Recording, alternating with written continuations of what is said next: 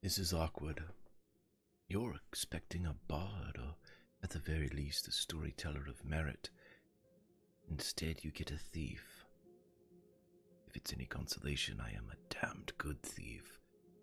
Or I was. But you see, I've made a mistake.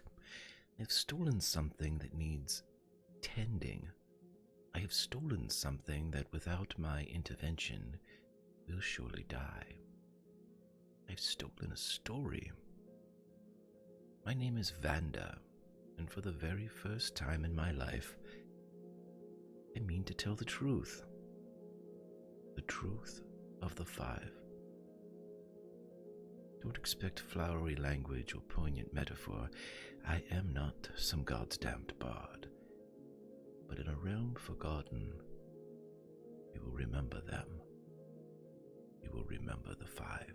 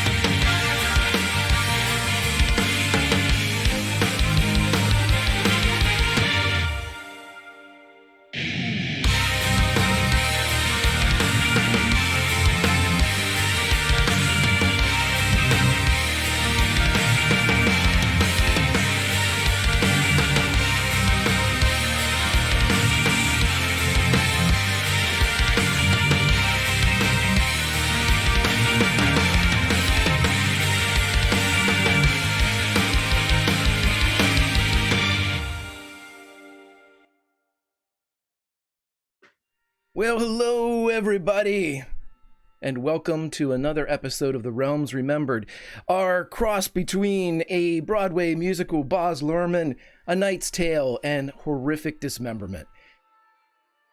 A lot has happened. Time to get to it. As Ironbender Oron would say, we have to go forward, or have to go back to go forward. That's what he says. I say something different, apparently. But we know why we're here, to play a game. But how can we be here? Our lovely sponsors.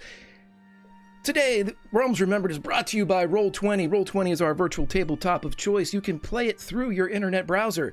You may go right now to www.roll20.net and open a free account, or you may go to our special link where you will be given access in the name of the Realms Remembered. The link is now in chat. Please go experience Roll20.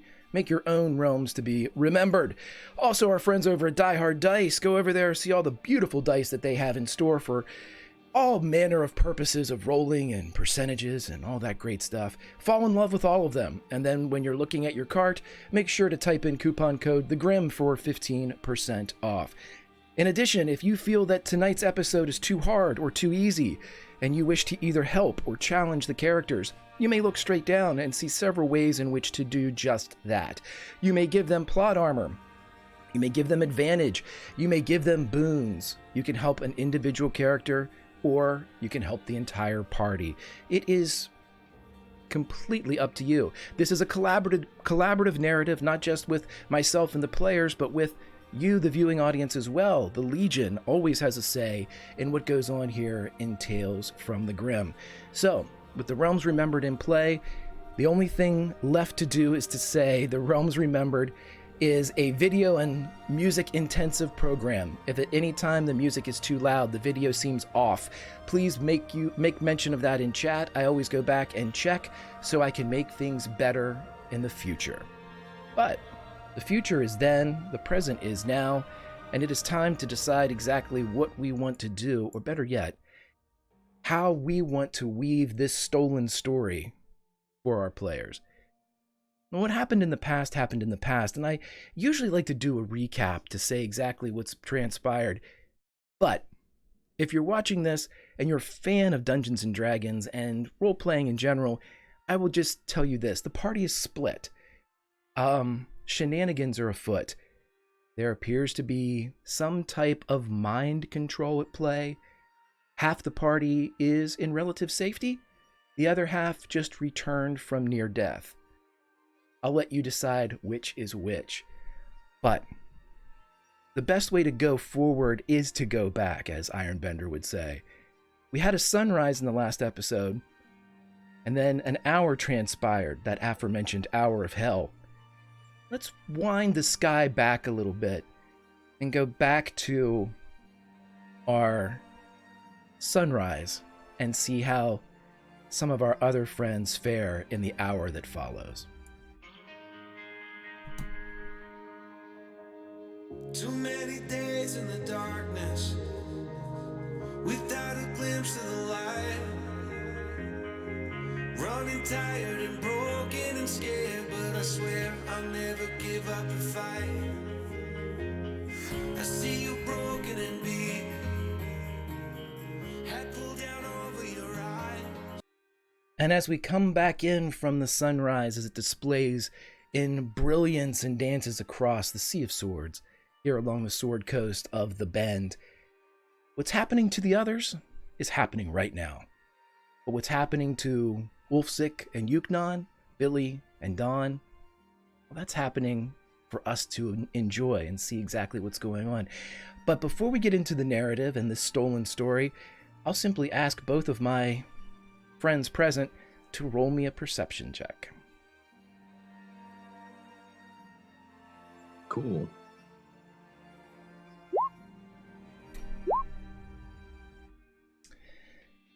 Billy, you're not sure exactly what the feeling is, but there's that strange pressure. Your ears pop and crack when you open your mouth a bit. Your throat feels dry. Perhaps it's because of the revelries the night before, but this seems different. This seems to be natural, atmospheric, as if a change in the weather is coming. And though this morning is beautiful and seems to hold the same promise that one in summer might have, there's a hint of a chill, a hint that summer's promise has now been broken, and that what once was a day turned warm is now a hint of things to come. But the two of you are standing outside of the Galt House, home of Theodore and his nephew Kit. You had promised to take him to school to avoid bullies in the Bend, and this promise, unlike Summers, is kept. What do the two of you do as you wait? I think Yuknon has stolen his last mug of ale for the night, and taken it with him as he waits for dawn to arrive. And if they're sitting outside of this little house waiting for the child to come out and to go to school so they can accompany him, and he'd just be leaning back on a tree, his legs kicked up, one crossed over a knee, and he's just drinking from those last sips of ale as he kind of watches the sun creep up into the sky. Every once in a while, just turns his head a little bit, and there's a look of interest, of observation, as he sort of watches Ulfsick and tries to make a little bit more out of his companion, trying to size him up a little bit better. Ulfsick? He standing outside the door with the remnants of pipe smoke, kind of stoking the flame, looking at it when it doesn't go the way that he would like it to. Tries to light it up again and seems totally preoccupied with his pipe, and doesn't notice Yuknon sizing him up, just kind of taking up space outside of the house, waiting patiently. And you do. The day is birthed and begins to warm, if not as much as it had been over the past few weeks. And as you're sitting there waiting for Kit to emerge to take him the relatively short distance to school, you are met instead with the older visage of Theodore Galt, who walks out. He has soot on his face. He has a brow full of sweat and a thick leather apron. And when he sees the two of you, he smiles and opens his arms wide. It still fits. It is a good look on you. It fits you well. He seems kind of not comfortable in his skin. He moves and shrugs his shoulders around the strap, but gets comfortable enough. And then he looks at you all and says, I just checked his room. He's gone, likely down to the tree. He spends all of his time with that creature. I can't say that I blame him. The way the kids are to him, and God knows that I'm not a joy to be around. I'm not proper company. I'm sure you can find him there. I apologize. I thought he was still sleeping. Oh, don't worry about it. It is not your fault. He's curious and looking for a place to fit in. Yeah.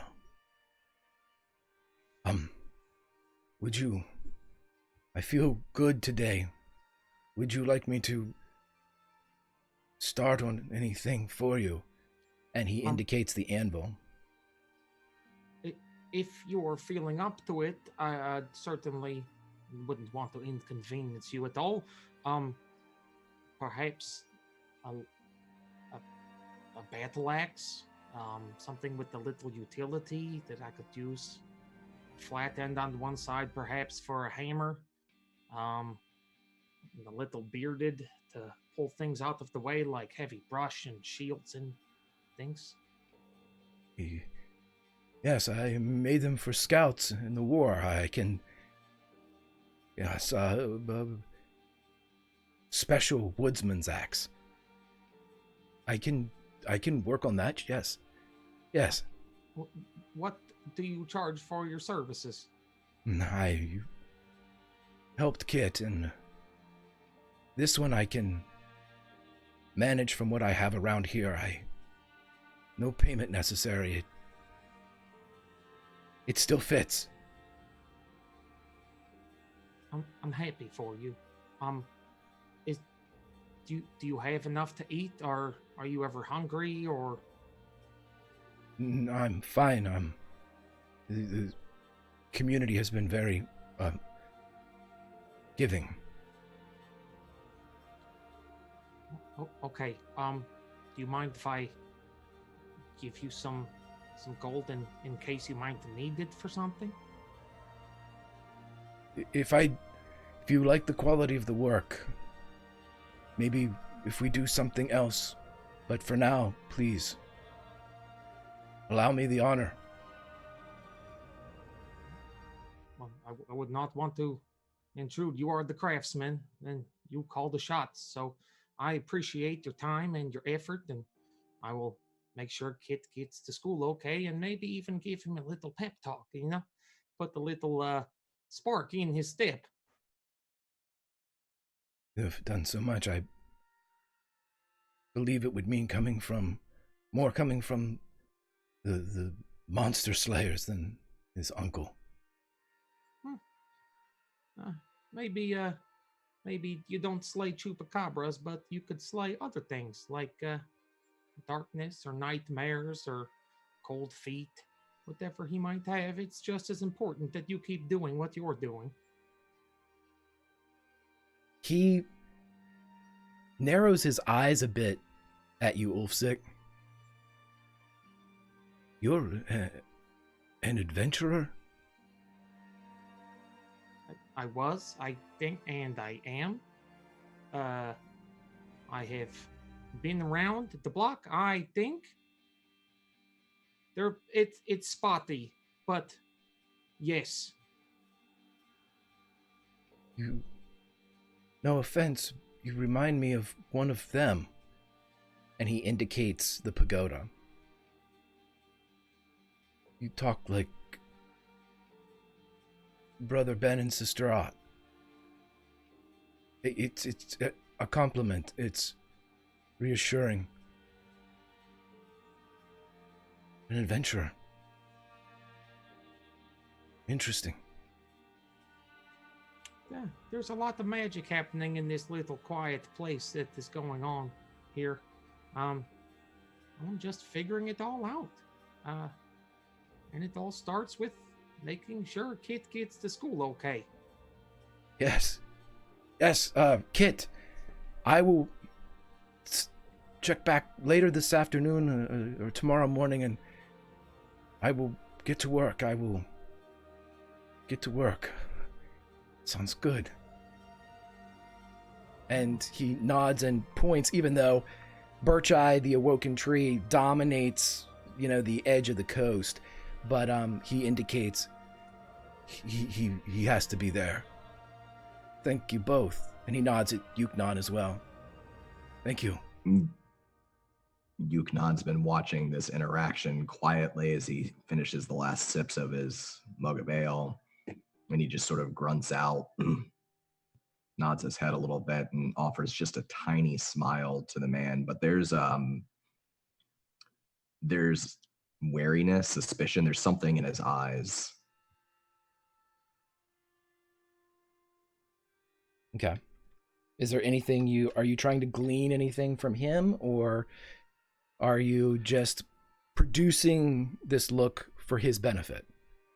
No, he's trying to determine whether or not he thinks that this man's hiding something. You can always roll me an insight check, not to Sure. lead you into a roll, but he's definitely hiding something. 100%. With a natural 20, do I think that something has anything to do with us, or do I think it has to do with a trauma or something from his personal past? With a natural 20, I'll let you know that this seems to be something that he knows that you all don't know about it, and he loves that, and he seems to be comfortable with the fact that you all don't know his troubles, but it doesn't seem like he has a problem with you all at all, other than he views you differently than he views everyone else. It seems as if these words seem odd to him, this talking and communicating, and that with a natural 20 probably would ping Yuknon for he's definitely treating you all differently, but it's a positive difference.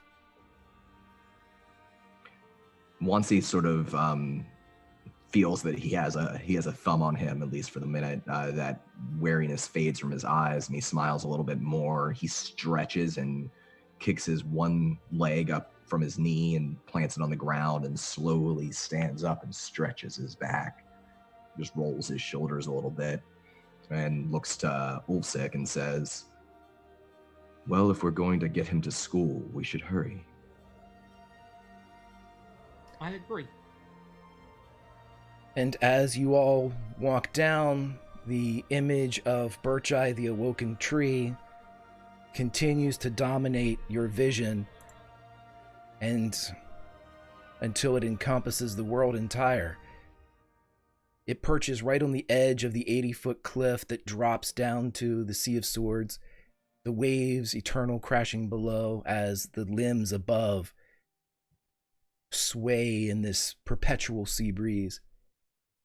And as you walk and get closer, you see that there is in fact a small shape kind of sitting crisscross applesauce in front of the tree, and he and the tree seem to be stacking sticks as you walk up.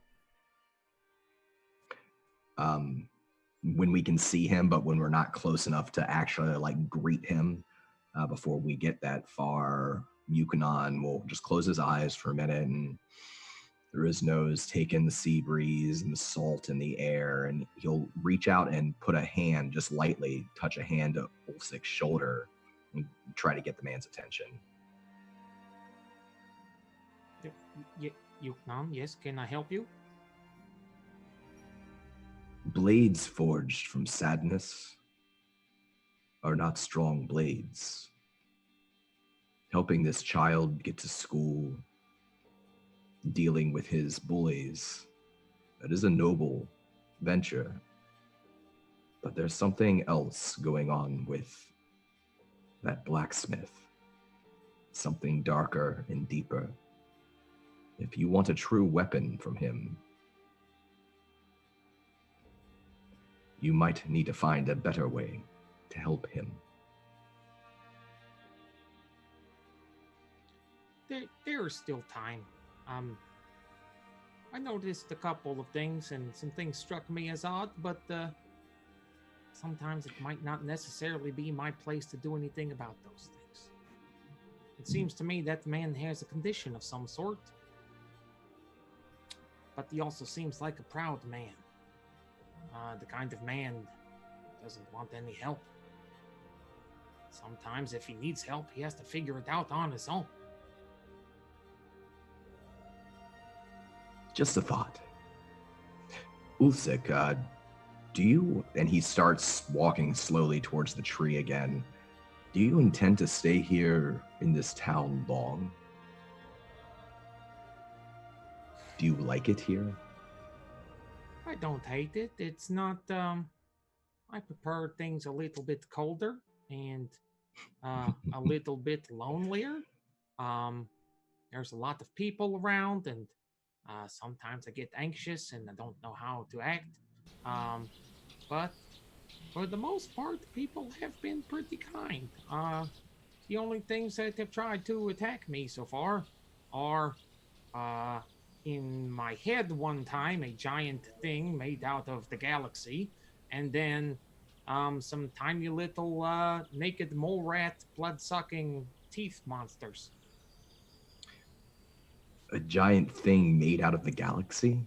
It looked weird. It's hard to explain now that it is coming out of my mouth, but it was weird, and here's crazy, okay? So I got mad, and I punched it with my hand, and then I saw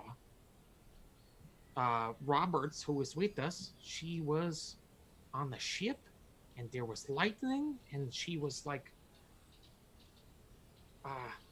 what do you call it when you're in front of the wheel of a ship? Oh, steering, not uppercutting. Oh, yeah, steering. She would not uppercutting the ship, but she could have been. I don't know. It's a very short moment.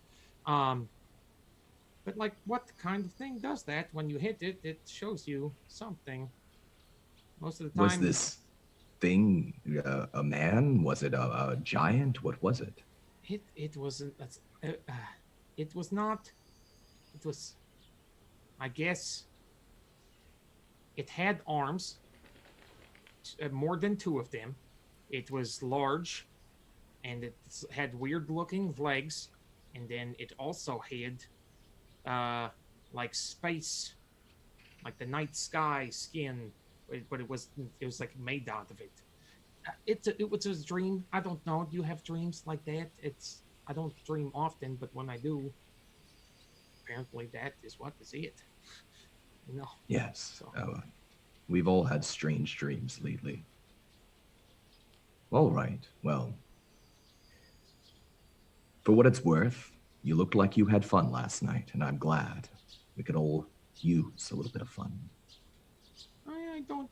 I don't disagree with you. I don't like losing control of myself, so I don't think anything like that happened. I think I peed outside of the building. Yes, no, I did do that, but I don't think anyone was around. That's good.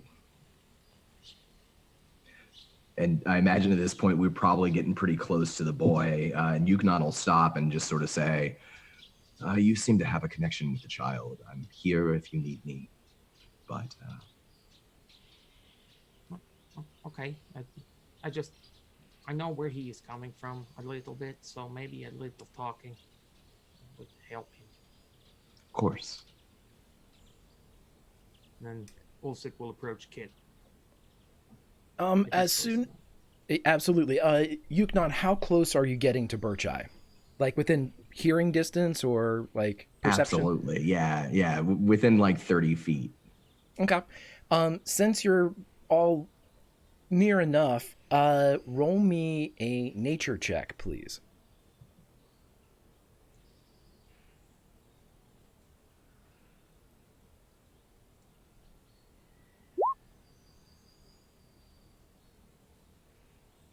Yuknon, even from your position in the rear, 30 feet away, as Ulfsik approaches, and again, this awoken tree is beautiful. It's huge, it's massive, but it doesn't have a face. It doesn't bear any type of humanoid features, eyes or nose, or any type of way to perceive how it's perceiving, to see if it's noticed you, until you feel it. And you feel the tree notice you. Almost not as if it ignores Ulfsik approaching or ignores the boy at its feet or its roots, at its trunk. It just jumps them and engages you. And you hear on the wind, enough so Ulfsik could hear it too, but even though it's spoken, you realize it's directed at you, Yuknon. And it says, "As the present now will later be past, the order is rapidly fading, and the first one now will later be last, for the times they are a-changing."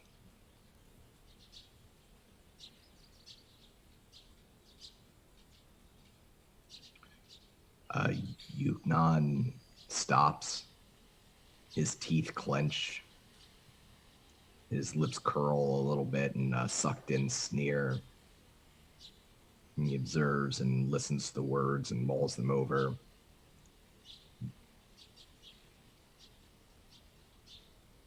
Ulfsik, when you get close, you can see that Kit is stacking sticks. It's almost like they're building a foundation of stacked sticks, one on top of the other, and then kind of Hing them on top, and then Hing them on top, like a log cabin type of structure. You see that there are small tendrils, perhaps the growth of what would be new roots, or in some cases new branches, but thin enough to be pliable like vines. And they are reaching down and finally manipulating these smaller sticks into the shape that you see. And when Kit recognizes you come up, he offers you a smile. "Hello?" Oh, hello, friend. What are you building? We're just stacking sticks. Birch, I said you would be coming. He saw you coming. So he was telling me a story, but he said we had to wait for the rest of it till you got here. Oh, well, I do like stories, so Mr. Bircheye, if you don't mind continuing the story, I would love to hear it. And continue he does, though you don't know what was said before. This does seem like a continuation of a tale interrupted. And again, Yuknon, though it's spoken enough for Kit and Ulfsik to hear, these words seem, you're not sure how, they seem for you. And Bircheye says, "I have seen a well with no water, and a cave with rails of metal teeth. Something feeds, the first of its kind, malignant. It drinks its fill and leaves nothing for the world. You, and Yuknon, you know that it's talking directly to you. You must stop it." And Kit, looks confused for a second. We were talking about a fox with a scorpion on its head. Well, some of the best stories change abruptly for no reason. And he stands up and, almost like a child would hold a parent's hand, he reaches up and grabs one of the lower branches.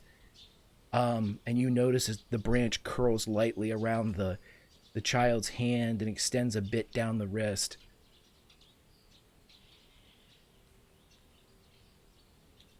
When would you like to go to school, kid? Any time. How much time do we have? It starts in a few minutes. Okay, well, if it is all right with Mr. Bircheye, we can take you to school. It is important that you learn things. I learn more from Bircheye than I've learned in school forever. There's two kinds of education. There's life education, which I'm sure Bircheye is doing a great job of filling you in, and then there's book education, which is what that one is for. I'm sure, unless it's some kind of different school. Yuknon, as this is going on between Kit and Ulfsik, Kit's nodding his head, kind of agreeing because Ulfsik's an adult and he's supposed to agree. But you're not sure how you know this, but Bircheye has stopped speaking, not because he is finished giving information. It's almost as if they are looking at you, regarding you, taking in everything that is Yuknon. There is a weighing going on here. You're not sure how you know it. He's lost Ulfsik, and he's lost the boy. He knows they're there, but as they're conversing and talking back and forth, he's not hearing their words. He isn't staring at the trunk of the tree. He looks up to the branches, to the boughs, to the canopy, to see if there's signs of life there, movement, animals, anything besides just this tree. Roll me a perception check.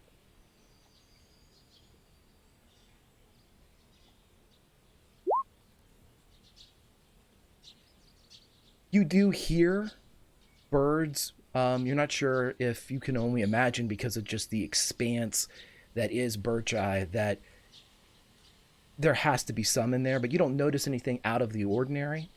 You know, the trees' leaves are beginning to go to autumnal hue, but it looks natural. There's nothing odd about the transformation. But you realize that, again, it's looking back. And then Kit and Ulfsik, and especially Yuknon, here. All of those that I have seen go down to dream. Only you five have been awoken. Why?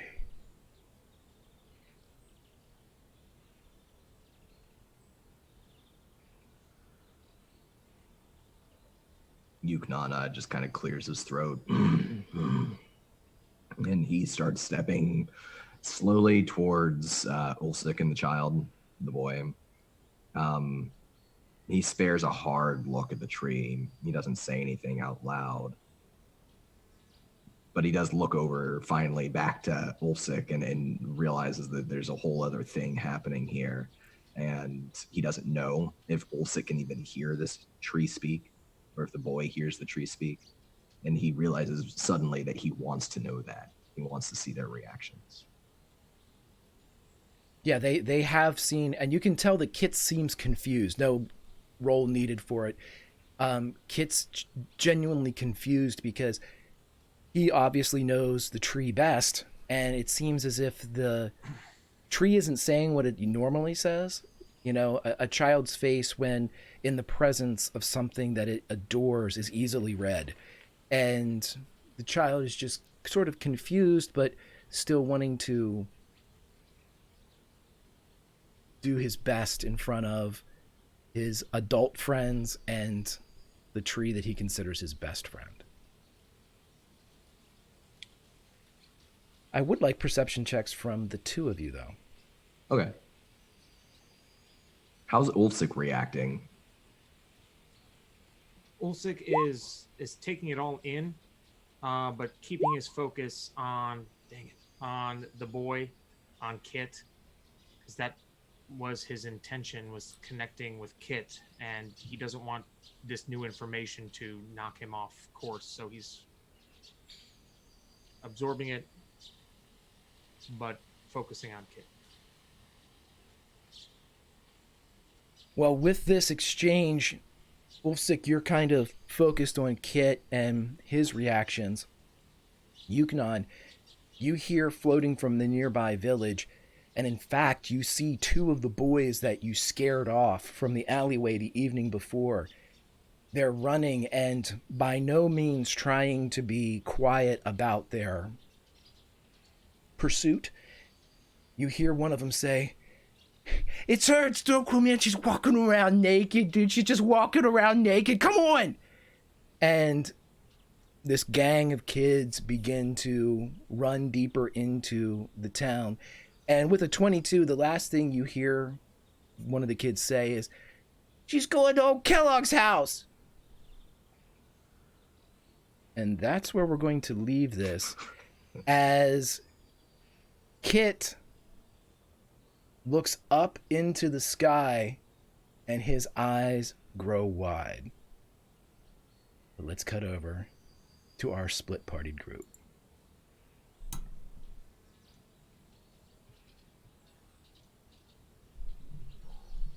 Alrighty, I'd like a wisdom saving throw from Bianca, please. Okay. Hi. Nice to see you Where are we? That's so hot. Do it. You all are currently in Thrillquill's luxurious loft, which And is everything's fine. a magical construct that is floating in the sky above the bend. She is nowhere to be found. You have just returned here.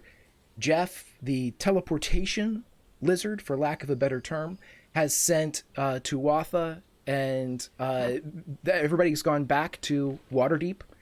And so Kano and Tuatha are back there. The portal is closed, and Bianca has just gone over to read the book that was marked and has read the phrase.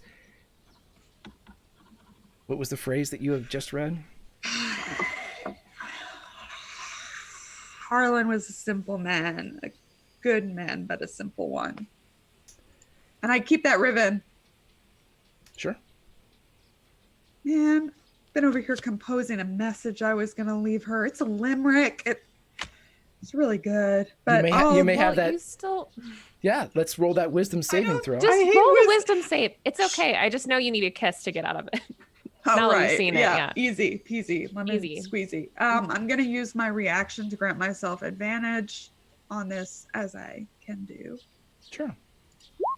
21. With a 20 DC, you feel yourself you don't freeze. You don't feel as if you just had the only thing that you wanted to do was to leave. And you really, in fact, you carried yourself several steps away from the island where the book is on top of that marble. And you were walking towards the main doors of the luxurious loft several steps before you were able to pull back and, and you refocus. Are you all right?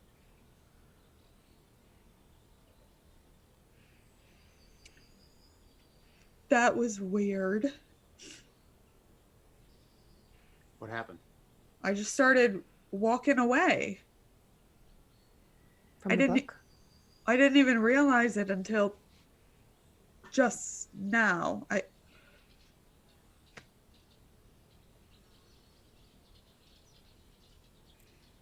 It's enchanted somehow. I couldn't pick it up. What did the book say? She had a bookmark. It's the same thing the gray dwarf was saying. What did the gray dwarf say? I'm sure my mind, James's mind is still probably jumbled from getting. What did the The gray same dwarf thing say? you said. The first line of your parable. What? It's the same thing Ulfsick and I heard before we all met. You talking about the prayer that I gave to the people out there? Yeah, the story about Harlan. It's why I didn't like you when I met you. You heard that in your dream. Yeah. Not the whole thing, just that bit. Who said it to you? Was it me? And well, I hope not. It was a creature that looked like it was made of stars. Stars. James, pointed did the you- book. That book is it was what was it called? Astromancy? Yeah. Let me look at the book. Be And James careful. goes over, James is a little leery to look at the book, but he's going to do it anyway. What did the book say when you read it, Bianca? I didn't read the book. I read the ribbon. Did you write that yourself, James? Or did you hear it from someone else? No, Harlan is a man that I knew. And I just was telling these people about hope and how to build their So town. you did. You wrote it yourself. You're the first person to speak those words in that order, right? That is correct. Yes. I wrote those words. Then how would it be in that book? This is all new to me. And James will go to the book to look at it, even though he knows that it could enhance him. And he looks at the book. You would recognize immediately because you do read and speak Celestial, correct? Yes. You understand it. And as you are looking at it, you know, starting from top to bottom with a read down from left to right, it says over and over again, Harlan was a good man. A good man, but a simple one. Harlan was a good man, but a simple one. Over and over and over as you make me a wisdom saving throw. Do you have advantage? I do not. You do. You do. We were Give donated us all one an today. advantage. We Oh, just well, had... At least one. I guess I can't use guidance on wisdom, can I? That's only feats. Right. I'm going to save my advantage. I'm glad you did. Yeah. My wisdom has been horrible. My God. Yeah, that's the ways these wisdom rolls Okay. have been going. Listen, With I a- demand a redo. This game is rigged. With a natural one, double natural one, on this wisdom saving throw. Here's how we're going to play it. I am going to need... Let's see. James, make me a dexterity saving throw with advantage. And I need a dex save with for Bianca and for Roberts. Just a normal My dex rolls, save. man. My Normal God. dex save, cool. Oh, my. So That feels good. 12. So So that one, That Our boss roll. 12. 4 total. spicy 12. Hit me. Okay, Roll 20 is hurting me lately. so you would see James go over. He would start to read the book, and then he would begin to sprint towards the front door. Roberts, as you step to intercede or are just in his path, he basically linebacker checks you out of the way. It doesn't give you any damage, but it does send you sprawling, and you're now prone as you're laying on the floorboards of the luxurious loft. Bianca, you see him coming, and you have enough wherewithal to avoid this direct contact. But at the same time, you can get a hand around him if you wish, or you can just get out of the way. Can I trip him? You can roll an attack, sure. Okay. You Can got I give her these. guidance? You cannot. Guidance works on skill checks. I will just roll, I guess, at unarmed as strength, right? With no proficiency. Right. Cool. Cool. Love it.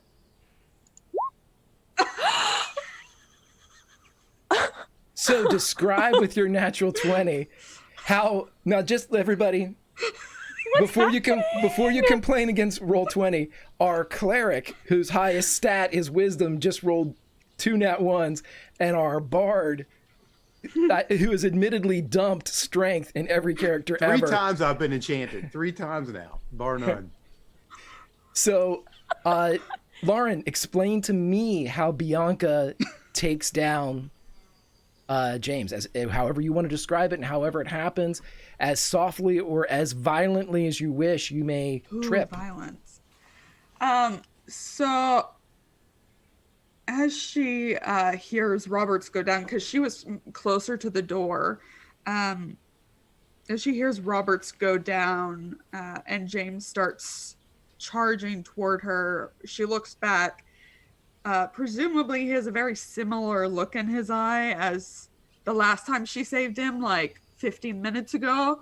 And she takes a page out of Robert's book and just sticks out her foot.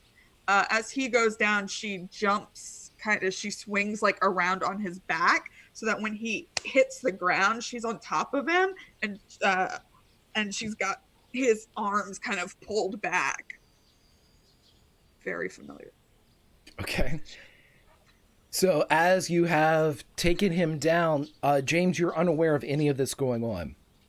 You simply have the desire to, you don't want to be in the luxurious loft anymore. You're not panicking. It's just every movement that you expend is geared and directed towards carrying you out of this structure. As all of you are there, Bianca on top of James, James face down on the floor, Jeff still sipping his healing tea, and Bianca, you laying on your back, able to kind of pull yourself up to your elbows. Oh, Jeff was still there. I didn't know this. Okay. Yeah, Jeff's still there. He did not leave. As you all are kind of organizing yourself in the luxurious loft, the floor disappears beneath your feet, or your back, or your stomach, as you all enter free fall from 60 feet above the bend. It's been a rough one. Jeff too? Yeah, Jeff's fallen too. Fuck, man. I will let you all know this. You seem to be right on the edge of the beach. So you are near the water, but you are dropping rapidly as you start to fall. I will give you all, you tell me what you would like to try to do. As all of a sudden, the arms that were against wood are now pinwheeling. A pinned priest is now in free fall beneath you, Bianca, and a lizard that just wanted to drink his tea is, what's going on, as he begins to fall as well. You know, Lauren, use him like a goddamn surfboard. Are you kidding me? How Can I say what I'm going to do? No, You're I'm not gonna kill me. hypnotized. I'm You got going not one first. twice. Oh, you go first. So, Bianca, she's had a Fun. rough hour. Oh, you have. Yes. Yes. And sometimes the decisions you make don't come back to bite you, and you're very happy about them. Some feathers from the pillow last night have been caught up in her hair, and she grabs one, and her head, as she's falling, kind of shoots back, and her eyes cloud over with that green color. And now we're all not falling quite as fast as she casts with her last spell, Featherfall. Fantastic. If you want to throw it up in chat, you can. I would like a strength saving throw or an athletics check. Whatever you would like to do. Actually, let's just do an athletics check for me, Steve, while this is happening.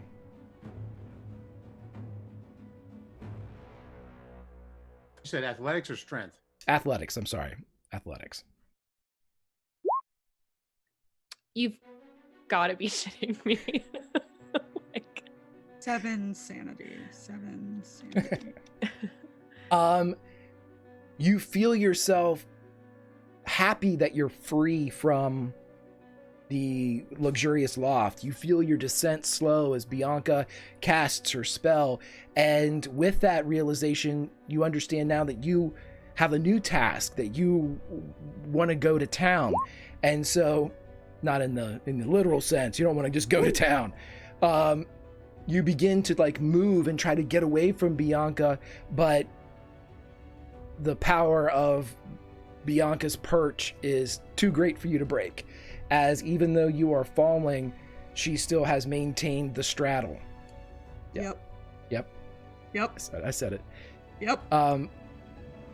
Levi has also gifted you with an advantage, Steve, so everyone Thank else you, got Levi. one. I need it, definitely. He needs it desperately. As you all are falling, you realize now that with the currents, you're going to hit the water. But as you are getting ready to enter, is there anything else you would like to do? I'll let you all take a perception check. Yeah, everybody just take a Me? perception check for Can me. I take one too? Okay. No. James, you have something else you want to do. The fuck is going on? What is with happening? You people? What is going No, on? I have 0 idea. What's happening? Something's happening. I don't know what it Roberts, as you are pinwheeling, and then you realize that either with the efforts of your arms or more likely your spell-wielding companion, you begin to slow down. You see something continue to rocket by you as the book that was on the table is in free fall towards the ocean. I'm gonna get that shit. I'm Okay. getting it. Are you going to... I'm How gonna are you- dive. I'll propel myself. Like I obviously am like catching myself to catch as much air as possible. But if it's clear I'm gonna hit the water, I'll like swan dive after it and get some speed and grab it. Okay, roll me a performance check. Oh my god. Are you Or sure? an acrobatics. Okay. Yeah. 11. It's a dive. It's not going to win too much from the judges, but it gets your speed's up a little bit. I'm going to tell you with an 11, you can't reach the book before it hits the water, but you see where the book hits. Okay. And you are in the same trajectory. We're going to say without a need for a roll there, Bianca, you notice that Roberts is increasing speed after something. You don't know what it is. You missed that part. But James is still wriggling beneath you as he attempts to kind of get out, but you all splash home. I need a perception check from Roberts as you hit the water. Absolutely. I'm gonna use advantage. Sure. 23. Hot. As soon as you hit the water, you see that the book is in front of you, still open, and the water and the salt water rushes against the parchment pages. But as you can reach and grab it if you would like, it seems to just kind of be floating spine forward. But with a 23 perception, you notice that the normal leather binding, as soon as it hit the salt water, bled away. And you see what looks like, even in the water and the darkening depths here, it looks blue, but it seems to be scaled as well. There's some type of hide covering this book, and it is blue and scaled as you feel your hands grab, and the texture itself speaks of the things that you're looking at. It speaks of scales and that smooth, rigid quality. As you grab it by the bottom, it's still a little bit open. What do you want to do as you have it before you? The goal is just to snap it out of the water as quickly as possible to try and save it. Okay, so with a 23 and seeing it and your earlier moves, as everyone else splashes into the water, Bianca, as you pop back up out of the sea, as Jeff pulls himself up, what's going on? As he pulls himself out of the water, you see, very much like the Lady of the Lake, a hand punch up and a book is in it, and it's covered in blue as the salt water drips off. And here's a freebie too. You see the salt water turn into steam as it burns off the cover of the book. It's not hurting my hand though, is it? It is not. Oh, cool. And then Yeah. Roberts comes up behind it holding the book aloft. Where's James? I need you both to make athletics checks for me. My thighs are the strongest part of my body. 17. Uh-oh. Finally. What's happening? Okay, 17, 24. No, you didn't want to roll well on that. So, you're right. Would say my- As you witness all of this, Bianca, and as you look over and you see Roberts punch up through the water, you realize that James is not there.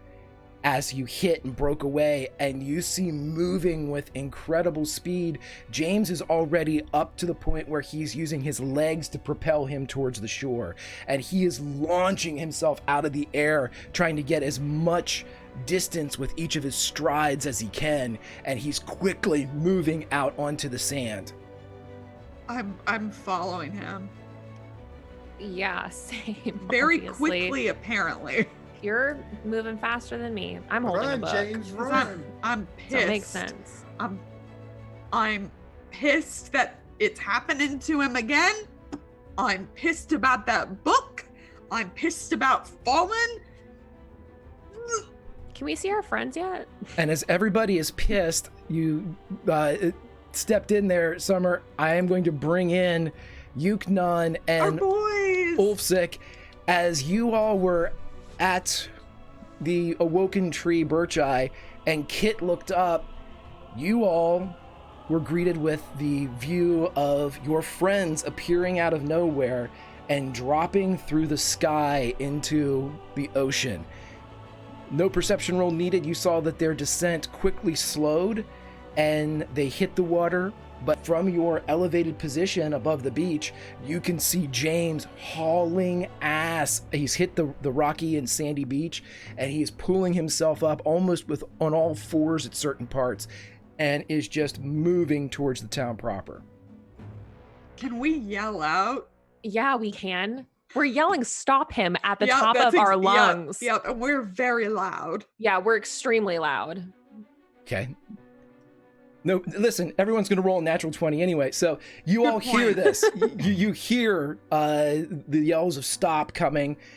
Speech is a free action. Yeah, Bianca and Roberts are nearing the water's edge.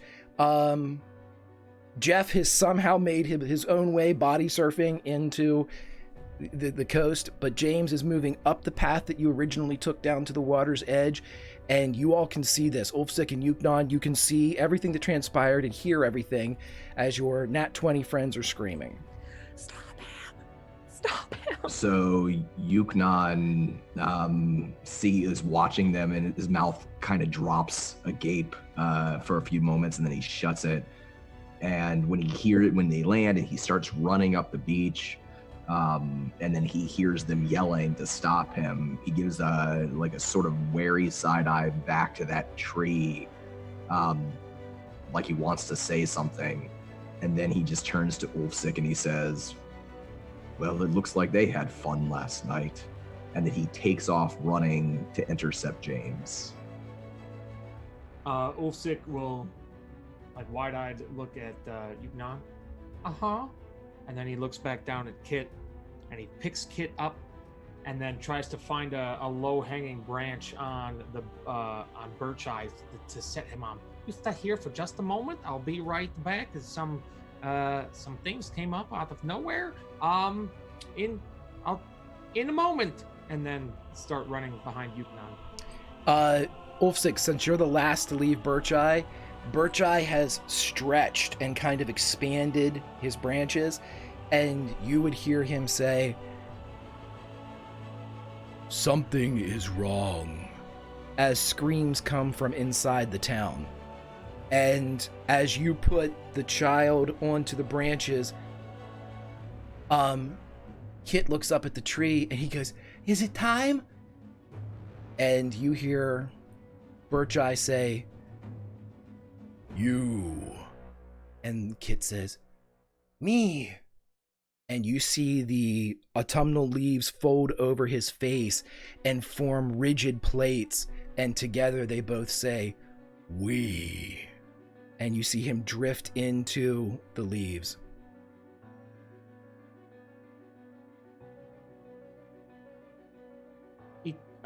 Kate, are you still in? Are you okay? You see a little hand pop out through the leaves. Yep. He is okay. Okay. Birch Eye, if you please take care of him. And we will be in the moment shortly. Very confused, runs with Yuknon, and keeping like a tab on Birch Eye.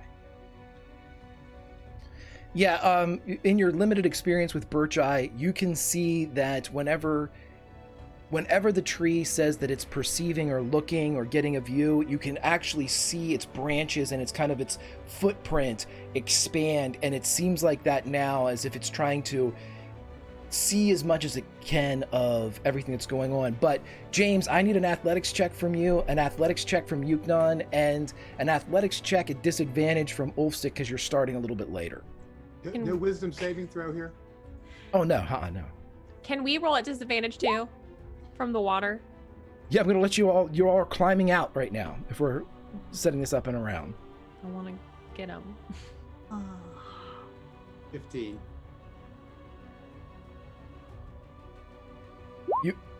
Oh, Yeah. Oh, Oh, wait, disadvantage. No, bad. what we're going to say is it takes a second for you, Yuknon, as James sprints past, and your angle is good, but it's just taking a little bit longer.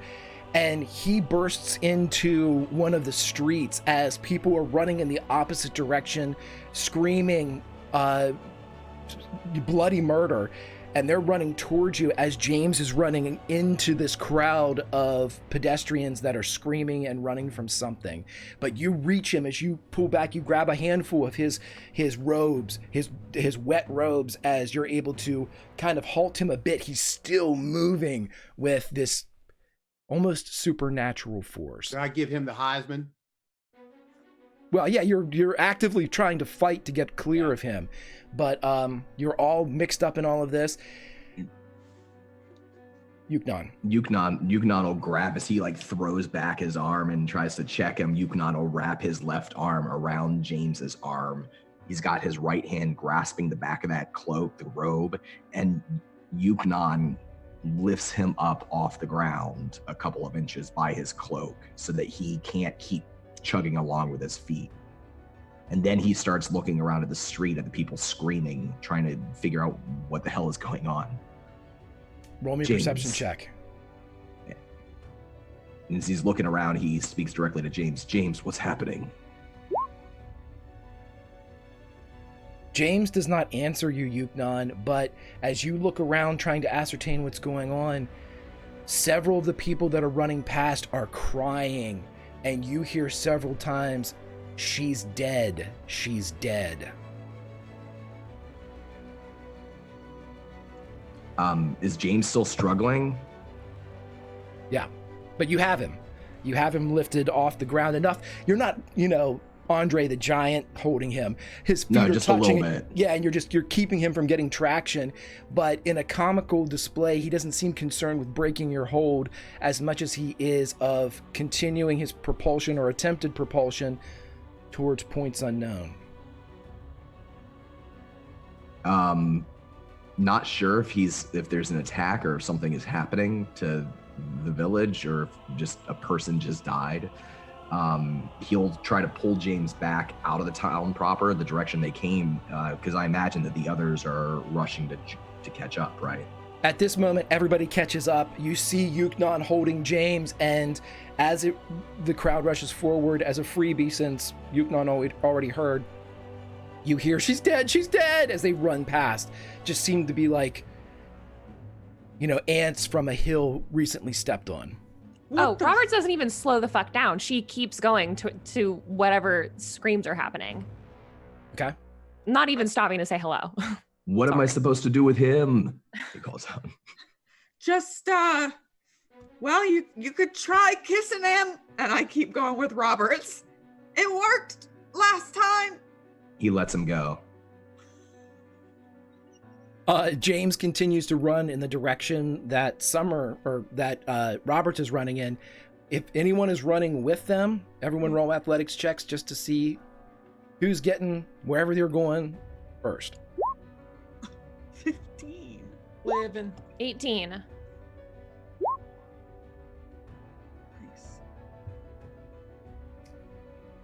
Do I roll? Yeah, oh, yeah. You're the point guard from hell here. You've. Oh yeah, shitting boom, me. right by you. Yeah, James, and then Dawn, that's a 17 for you, right? Yeah, Yeah. okay.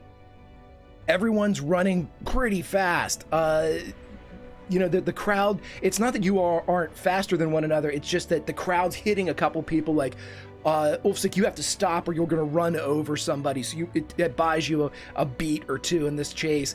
But James doesn't care about that. James is running straight ahead, blowing people up as they turn. She's dead. Boom. You see someone cartwheel off to the side as James is just running straight into you see a house up on the corner that people are running from, and a few are standing outside waving for anybody, help, help, as they scream, and James seems to be heading straight towards that house. James, you're the first to enter, and everybody else, you enter in the order that you rolled. So Roberts, Yuknon, Bianca, and Ulfsik. As you rush in, you see the following, since it's a scene hard to miss. Thrillquill, wearing just the overalls, her glasses broken in the pocket, is lying on the ground staring straight up. There is what looks to be a teacup beside her, and there is a pot of tea on the coffee table. And James, you rush for this teapot, grab it, and lift it up to drink directly from it. Can I smack it out of his fucking hands? I'm gonna get tackled by 4 people. Literally. Before you can get a swallow in, can we please try? Yeah, you all can tackle the shit out of him if you want. Okay. Yeah. I'll let you roll attacks if you want to just Yeah. knock him out, or you can roll athletics if you want to just I'm not good in dog drinking, park. so Yeah, I'm gonna athletics. I'm gonna try and knock it out of his hands. Just the teapot. I'm not going after him. 17. Okay, let's see what everybody else does, as this is kind of an instant initiative. Group effort, friends. Yep. Yuknon doesn't really know exactly or even slightly what's going on, but No. as he enters the house, he's following James. He lets him go, and then he just kind of chases behind him. As James goes for the teacup, his attention turns down to Thrillquill, and instead of moving for James, Yuknon immediately goes down to Thrillquill's side to see if she actually is dead, to see whatever he can. Sure, roll me a medicine check when you get down there. Yeah, that's something he's good at. I knew it. No. You can't tell. You don't see or feel any type of reaction when you get to the body. Bianca, Ulfsik, what is your contribution to this scene? I feel really torn. I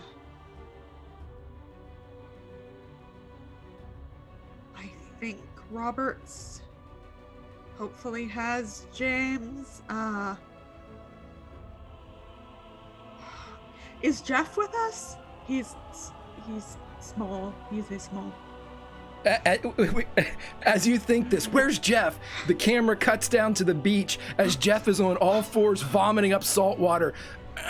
What's going on? As he's alive but not there. Just Great. get TQ. It's fine.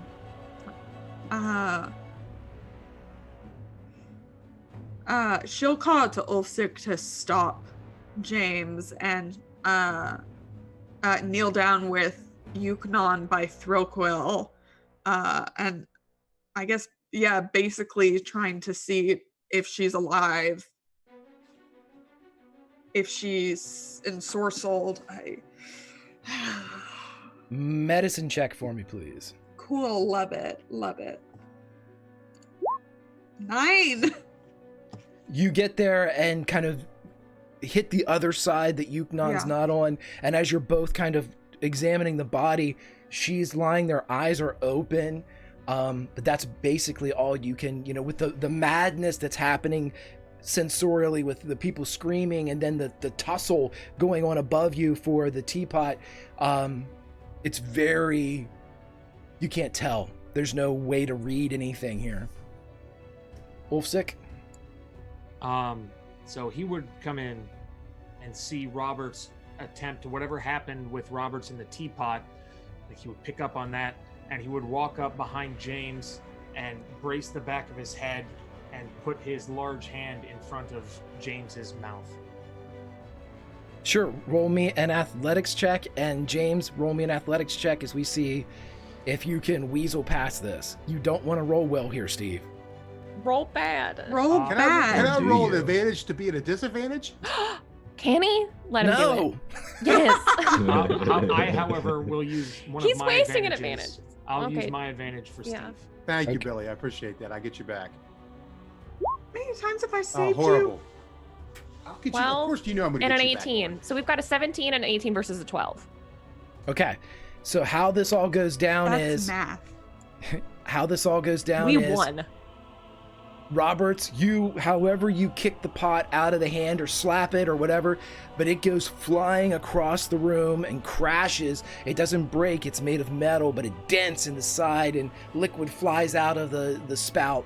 And Ulfsick, you're able to grab him and put your arm around the back of his head just as the first line of this liquid is going down, and it goes off of the back of your hand and rolls down instead of going into the open mouth of James.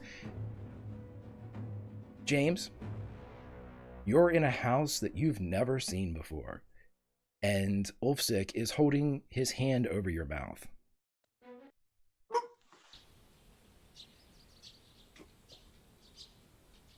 And he taps Ulfsick. It's not a chokehold. I just have my hand over your mouth. Oh, okay. Well, he's like, I'm good. He kind of puts his hands up to say that he's come back to. Yeah, Ulfsick, he went from fighting to giving up real quick.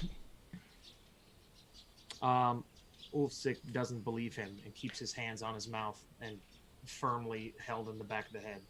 If I look over at him, do I see that he clearly looks with it versus how he looked all those other times? I mean, All those other James times. is like going like this. You remember all the other times he failed this? I Like, I see- feel Yeah. like I'm familiar with it at this So- point. Very familiar. Right? Summer, feel like I Summer, did- yeah, here's my problem. Is there some I'm bites not in my back? I feel like I'm stabbed here somewhere. Summer, here's the problem. I'm not sure how much of a reference you have for normal James as opposed to ensorcelled James. He So, always looks nuts. Yeah, right, you want me to roll? there's not a comparative. No, you can tell that he's not acting as focused as he was a few moments ago. Yeah. I would like to say that she knocked the teapot with the book because I'm still holding on to it.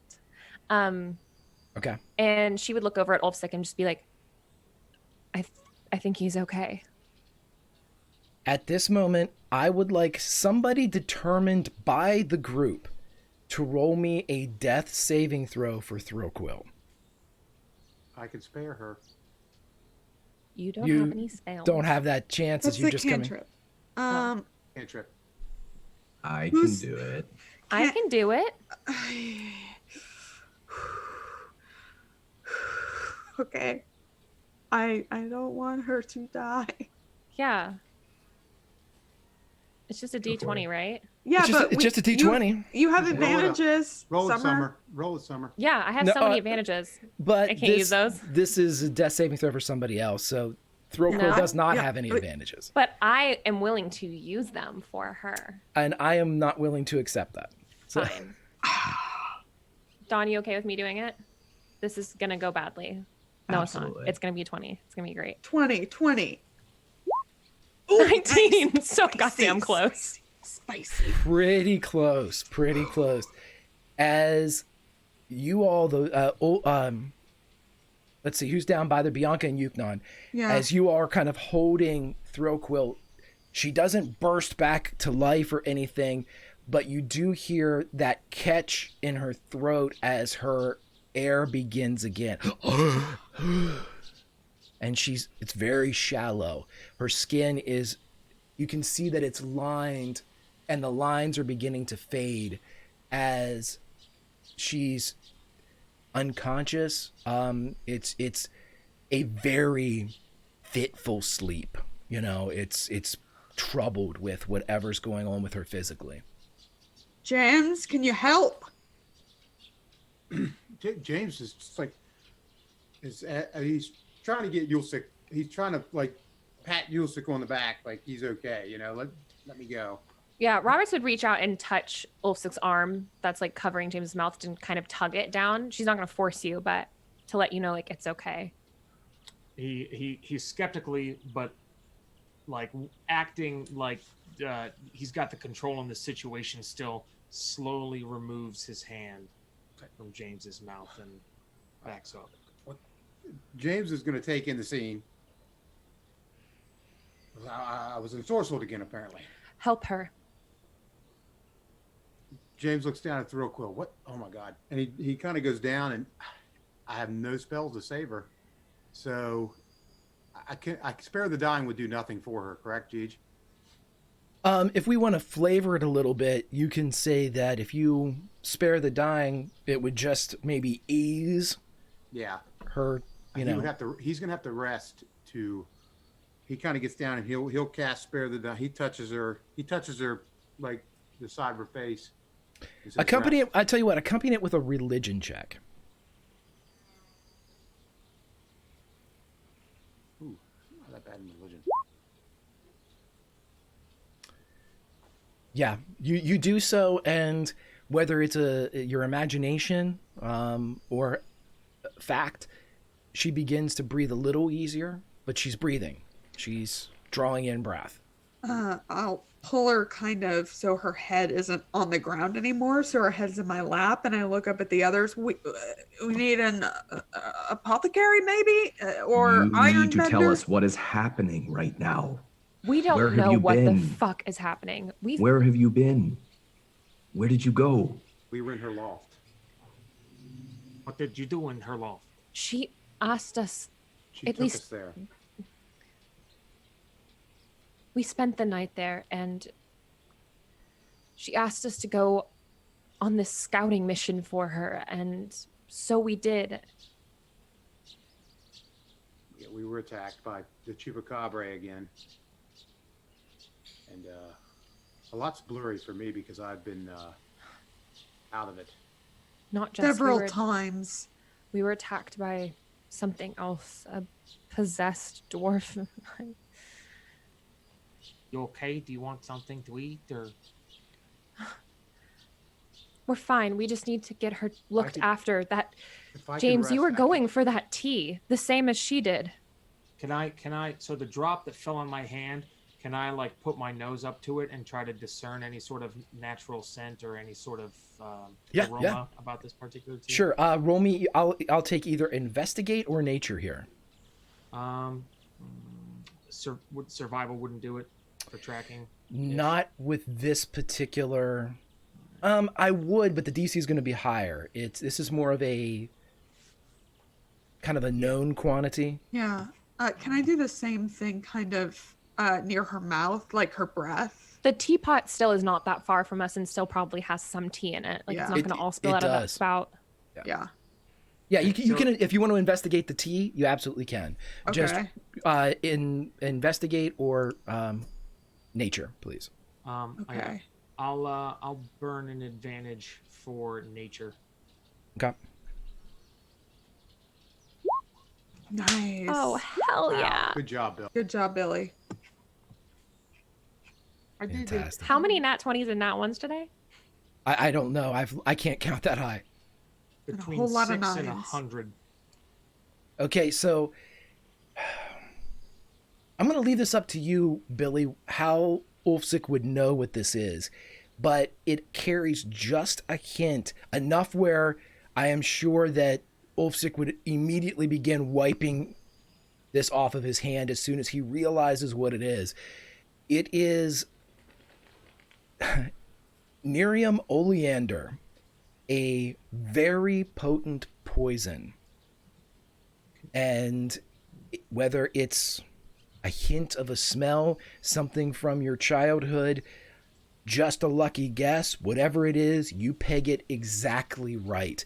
It is an almost imperceptible poison that when used it's often used in arcane arenas, and if mishandled during these arcane rituals, wizards are often found dead, and no one understands exactly why until they realize that one of the ingredients was this oleander.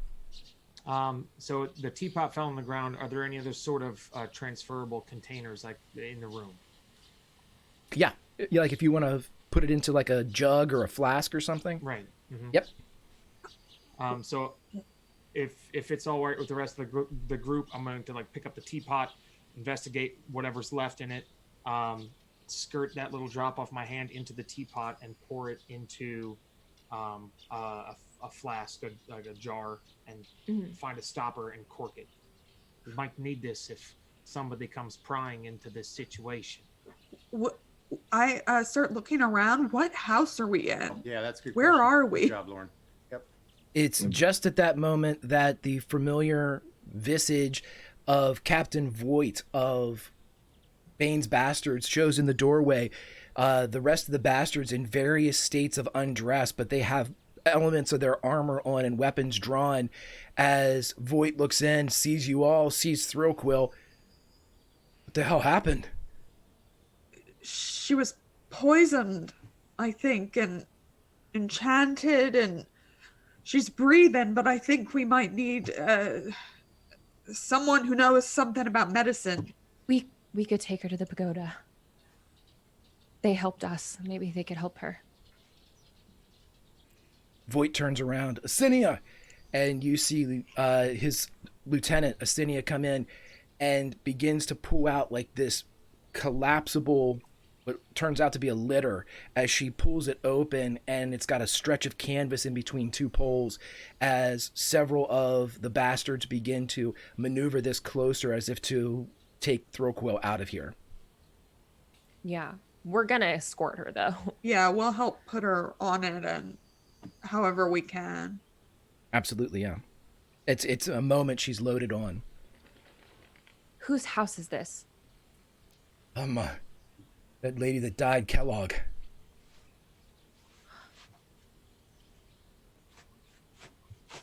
I don't, what was she doing here? If Why you're did she asking, come here?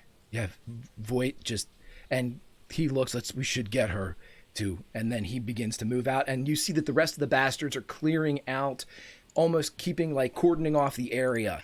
And as soon as Voight exits the house, he yells, "The pagoda!"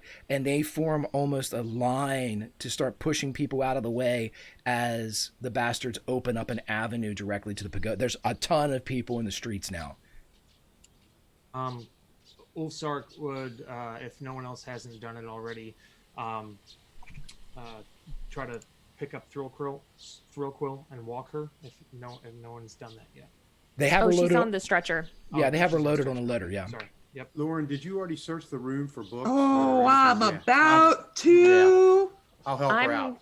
I'm going with the party with Thrillquill. I to just the want to. pagoda. I want to do this quickly. Like, I think we can come back, but Seeing the crime, Graga's fresh. mind jumped like 3 steps ahead to. Yeah, Did I'll help you on Rue read a book? Okay, there are books everywhere. But Yeah. you can see that there. Go ahead and make me an investigation check just to see if you can, what you find. Can I have advantage because James is helping me? Also, Yeah. I would say that I didn't give give her it to you, but you guidance. saw my book. You Yeah. saw the book that I saved and Oh, how yeah. it looked into the give her steam and all that guidance, shit. too. I will tell you this though: when you first saw that book, it didn't look the same as it does now. As it did. Yeah. Yeah. I will give her guidance. Oh, thank you. I love having two utility people in this party. It's the best. Okay. Advantage. Investigation. Yes. So Oh my god. hot. Okay, so Yes. here is what you find. Now, if you spend 15 minutes, I will give you the information to the nat 20 of all of the books that catch your eye. but it'll take 15 minutes. And that means that you and James would be removed from whatever going on with the others because Yuknon, you're heading towards the pagoda as well, or are you staying here? No, Yuknon's pushing. Once the bastards are in and people start crowding around the house, Yuknon's just going to push out of the house and through the crowd and leave. He's going to go head back towards the tree. Okay. So, Yuknon, you're separated. James and Bianca are together. Ulfsik and Roberts, you're accompanying Throquill to the pagoda. I am, at least. Actually, I would like to follow Yuknon back Okay. to the tree for Kit. Absolutely. Okay. So, we'll say that Yuknon has a little bit of a head start on you because Ulfsik was held back and had that exchange real quick. So, Yuknon, you slipped out right when the bastards got there. So, you were able to maybe 3 minutes ahead of Ulfsik as this goes. So, and you're going to spend the 15 minutes, Bianca? Yes. Okay. Here are the tomes that you uncover. The first tome is called Lomer's Crown. From what you can tell, it is a story of a young prince that leaves his kingdom to learn of the people he will someday rule. Under a hat of disguise, the prince works as a sailor, guard, and barback in the towns throughout his would-be realm. It appears to be a romance novel. The second one, The Bending of Gladwyn, appears to be erotica. Once destined to wed and join their kingdoms, Queen Yopin now stands victorious of a battered King Gladwyn and his torn kingdom. The queen offers amnesty to his entire family and retainers if he but bends the knee and becomes her throne guard. He does, but quickly learns that passions of the heart often overpower the politics of the land. The third book that you find is, what languages do you speak? Common, Kiori, Infernal, and Celestial. I speak many. You do not recognize it. Okay. What is my pal behind me over the shoulders say? I'm like, look it over. Yeah. What do you speak and read? I speak. Let's see here. I speak Infernal, Celestial, Abyssal, Giant, Elvish, Dwarvish, Deep Speech, and Common. Make me just give me a straight intelligence check. I'm going horrible. There's elements of this language that seem a little bit, you're not sure, you're confusing yourself as to what language that you know that this language is similar to. You think maybe with a little bit of study you might be able to figure it out, but it's definitely written prominently in a language you do not know. I'll take this for us. Yeah. I don't want you touching any books. Just I know that things have gone bad here lately, and I'm confused myself. But I'll make sure we take very care with this. I promise. The fourth book that you find is A Hymn of Rosa's Bedchamber. This is erotica as well, it seems. This is about a half-elven she-her Rosa that disguises herself as a human male and joins an all-male monastery to hide from someone that she robbed.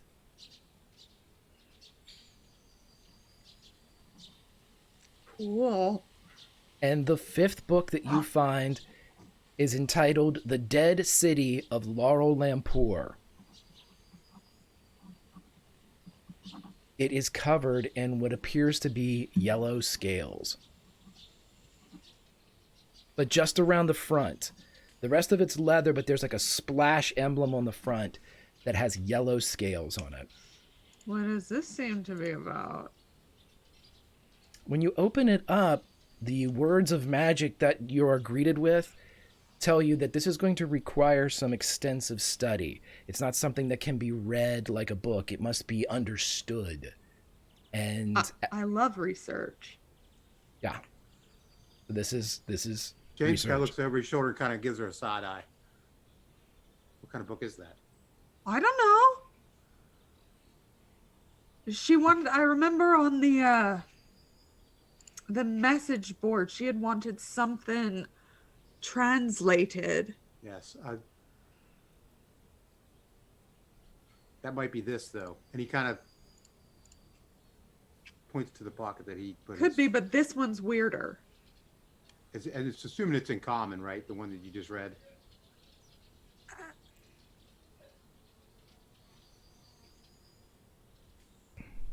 The one with the yellow scaled splash on the front isn't written in common. It's written in the words of magic. It's understood as you're reading through it, but it's almost like reading common in a code. I think you'd be good at that, Bianca. That one. Is there anything else besides the books that sticks out? I know we have the sample of the tea. Anything else? Yeah, any floorboards, hidden items.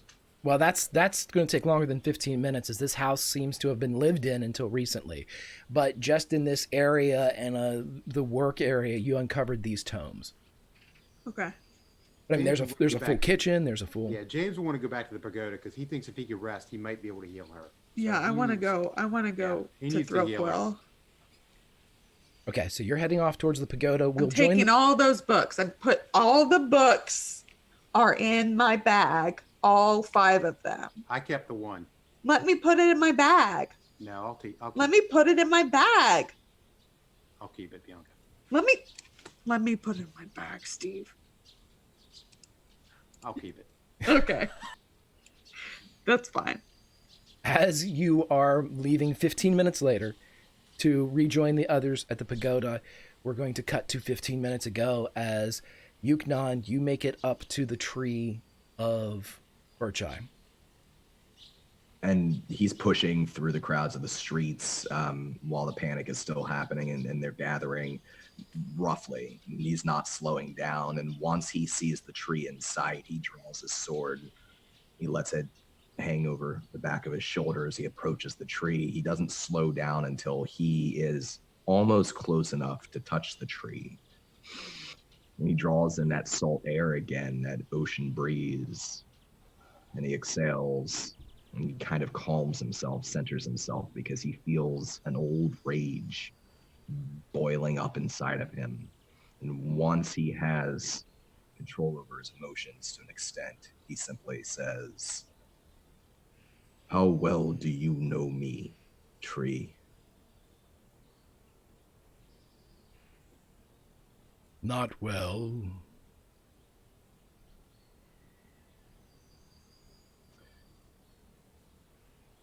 You speak in riddles. Something is happening here. Something with ley lines. Something feeding off of the world. Can you be more specific? A great rumble goes through the leaves of the tree. I have spoken to Ironbender about you. We feel that you were brought here. We feel that you were brought here by the earth.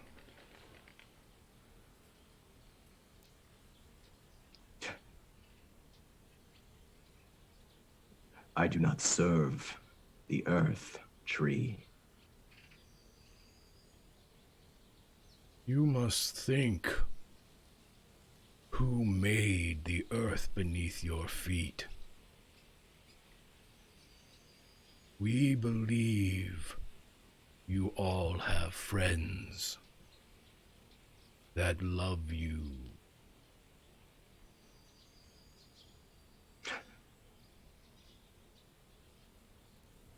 I don't.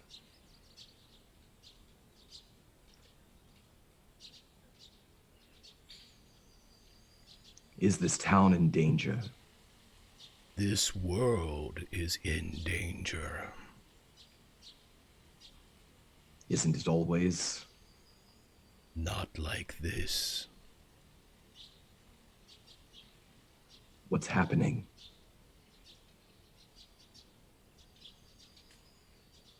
Something is feeding off the ley lines.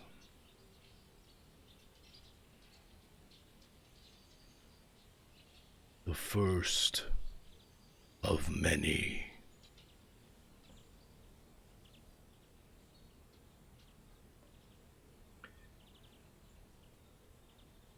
And do you know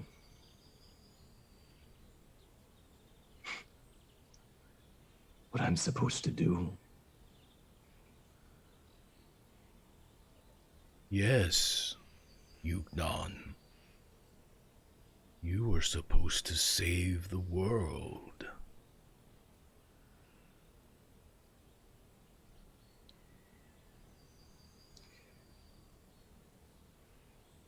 I have so many memories.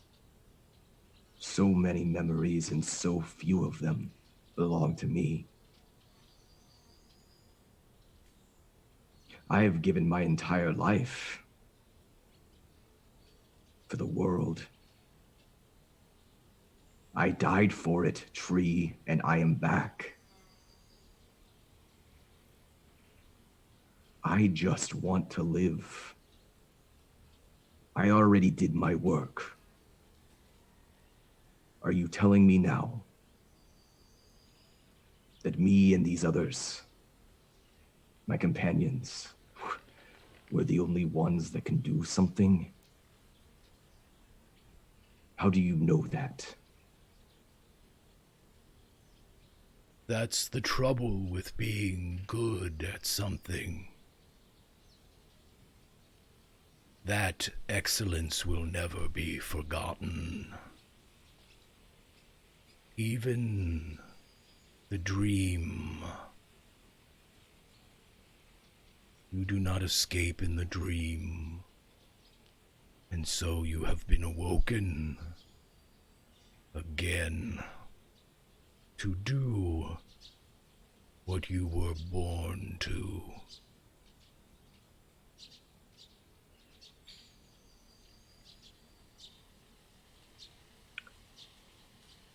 Well, I do not accept it. He turns his back on the tree.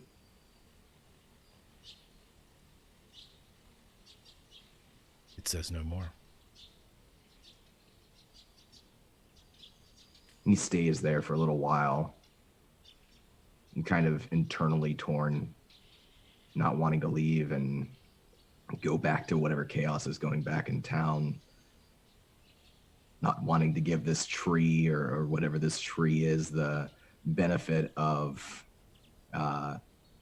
knowing that maybe his mind isn't as made up as he said. And he just kind of waits there and takes in the breeze. As you're sitting there in the breeze, there is a cooler gale that comes off of the Sea of Swords. Just a puff, really. A hint of a winter storm months away. But with it, it carries a swirl and a twist. And as it kind of gathers about the bottom of your feet and up past your cloak, it zips in a helix, and it carries yellow petals as it passes you quickly and goes into the air.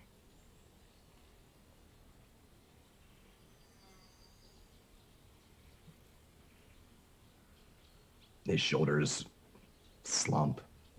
His back relaxes. He watches the petals in the air, watches them dance. His eyes dance with the petals. And for a few moments at least, he feels a sort of peace come over him. He doesn't look back at the tree, but he closes his eyes and he just asks, who knows more about the ley lines?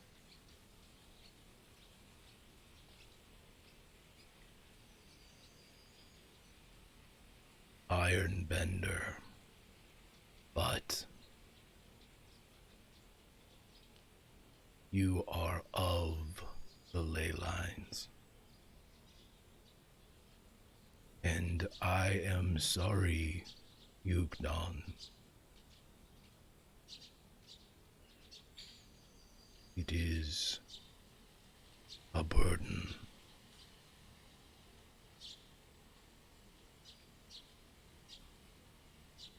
He grunts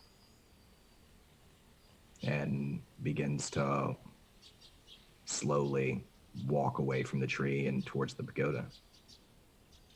You would probably pass Ulfsik as he makes his way. Billy, you would see Yuknon move away from the scene as you head towards the tree, presumably. Yuknon, it has been a morning. Yes, sometimes those are the consequences of having too much fun the night before. Sometimes they are worth it though, but I hope that singer's going to be okay. Me too. I forgot to get her autograph before she left last night. Autograph? Oh yes, it's Thrillquill. The greatest bard in all the realm. It's not every day you get to see Thrillquill sing. What would you do? Have her sign your bone blade? No, Oh. no. Paper. I would have her sign a slip of paper and I don't know. And then Shut up. You would just hold on to that piece of paper that she had signed for no reason, but put a lot of sentimental value on it and maybe sell it later for lots of money? I don't know. I haven't. I'm going to the pagoda. Good luck talking to the tree. Well, I don't want to talk to the tree. I want to talk to the boy in the tree. Oh, right, the boy.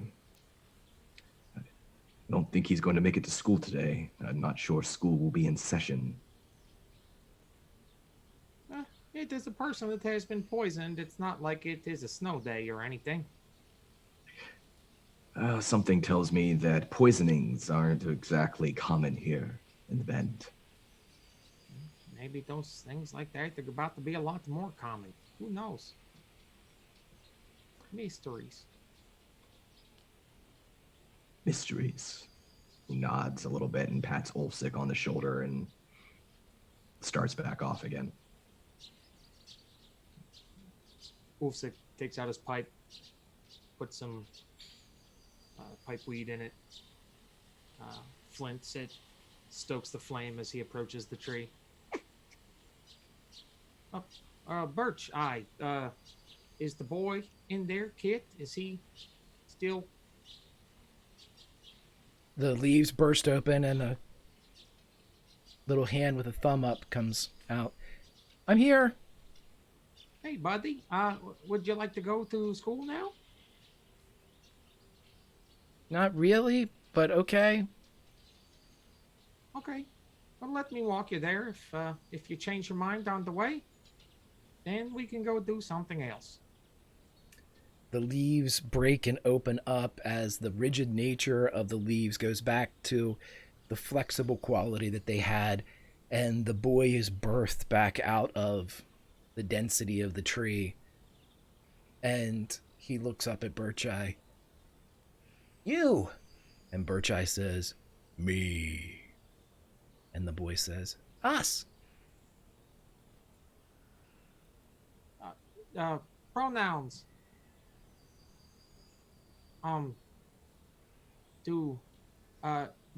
Mr. Bircheye, do you mind if I take Kit away from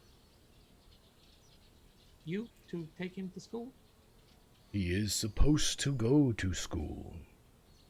Oh, okay then. Well, here we go. You ready, Kit? And he holds out his hand. He'll take it. You all are well known in town. Even at his age, you believe that the street cred that could be gathered from walking with one of you all through town might be pretty good. But before we get into a populous area, he looks down and kind of like gets down to his level. Hey, kid. So I getting picked on is not a whole lot of fun. Would you It believe me if I told you that I got picked on when I was a boy? And he his look, eyes but scrunch up a bit at your large frame, like there's just no way. But he doesn't say anything. um, he looks at him with like softens his eyes a little bit, and he has the pupilless eyes that are like aquamarine in color that look at him. Um, you see these? These are my eyes. I was born like this. I think they're great. Well, when I was born, I couldn't see much of anything. Ah, and we lived in a very harsh environment with very harsh temperatures. And the tribe that I was born into, they did not see much use for me at all. The warriors and the braves did not want to use the food that they had caught for hunting to feed to me, someone that could not benefit possibly the tribe at all. They wanted to cast me down the mountain to save them the energy and the effort of feeding somebody that wouldn't be any good to them. And maybe your situation is similar, maybe it is not, but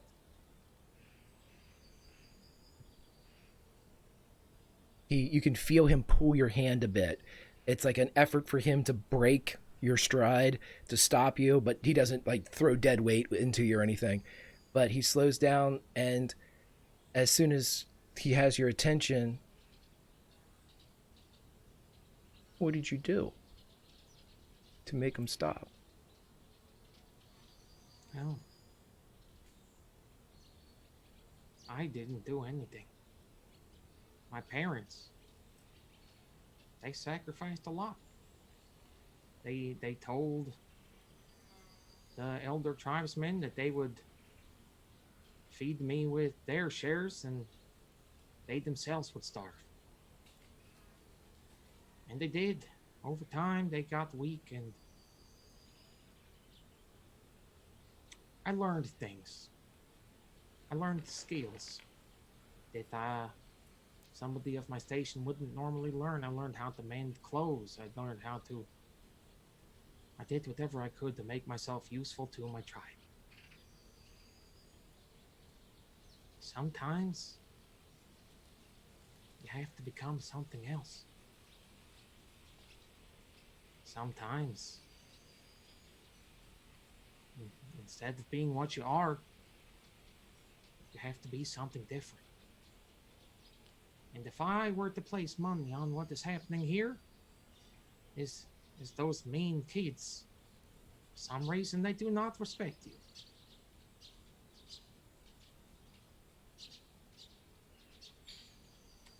But they don't.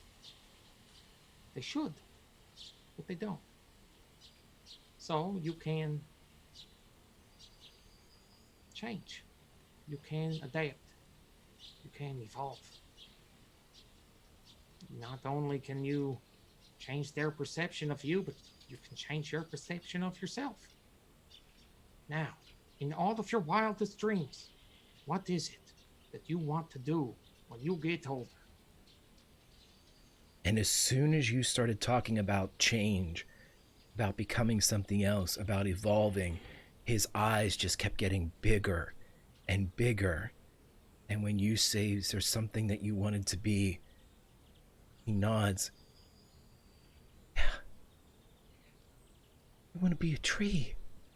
And he lifts up his hand, and you see green pass through his veins to his fingertips, the nails turning green as he slowly produces a stick for stacking between his fingers.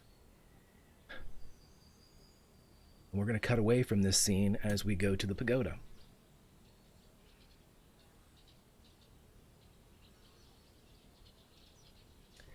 Roberts, as you follow everybody into the pagoda, It's a rush of activity before you get there, as if they are expecting to receive something. You know, a state of emergency for a place of healing is to always be ready. And as soon as the litter with the Bane's bastards bring in, it's taken to the 3rd floor into your old room, or the room that you all arrived in. And 2 beds are pushed together. She is put down and immediately attended by Sister Tasha and Brother Ben, as Sister Ott moves beside you and is standing there, her shoulder against yours a bit. What happened? She drank some tea, some poison tea. She was possessed by something that made her do it. Where is Ironbender?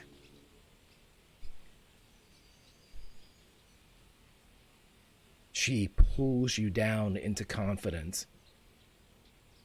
He's gone. What do you mean he's gone? Since when? He never leaves. And she's looking at everyone, the bastards, and she continues to kind of pull you towards a corner of the room. Since when? Since when? We think sometime last night. He just left. He didn't leave a note. He is gone. He has never been gone.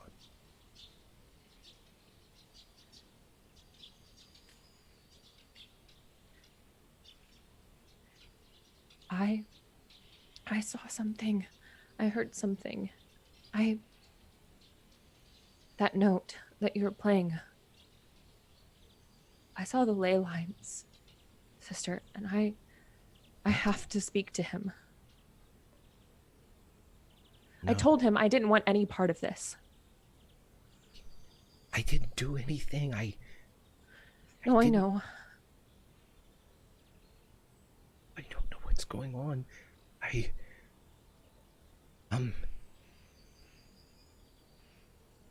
Come with me. And she takes your hand. Oh yeah, let's go. She takes you through the halls of the pagoda and into her room. And you see that the mats are still laid out. There's a little bit more of a, not a messy quality, but as everything was perfectly placed before, it seems at least some measure of distress hit this room before she left. But she kind of quickly places things into what would be the appropriate spot.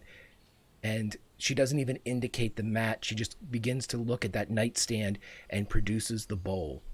And instead of having you sit, she takes you to the window and rips the translucent gossamer sheets aside, the blinds aside, and you see the early morning. You can still hear from this height the general noise of the bend that is more aggressive this morning. And she looks out and looks at you and, can I try something? Yes, of course. And she begins to rub the bowl with the leather stopper or bit of instrument, and that tone hits again. And as it hits again, I need you to roll a perception check for me. I'm gonna use advantage.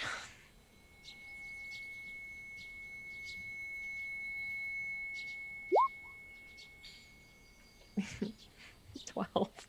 Roll me a Constitution saving throw, please. Sure.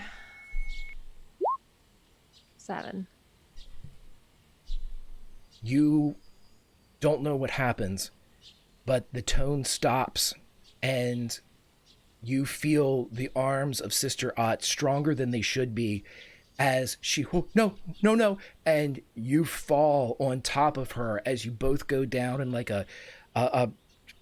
just a collapse, a bag full of bricks, as you land on top, and you can hear the breath come out of her. But she immediately starts like grabbing the side of your face and looking into your eyes, that wine-stained birthmark on the side of her face, very visible now that she is your vision entire. Are you okay?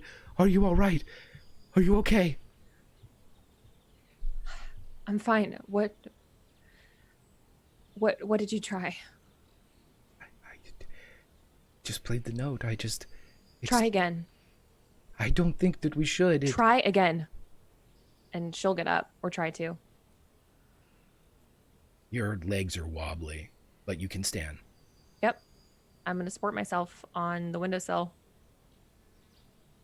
She comes up and you feel her, not roughly, but there is a strength to the grip as she threads her arm through yours, her right through your left, to kind of give her leverage in case this happens again. Okay. If I fall, let me fall. It's okay. No.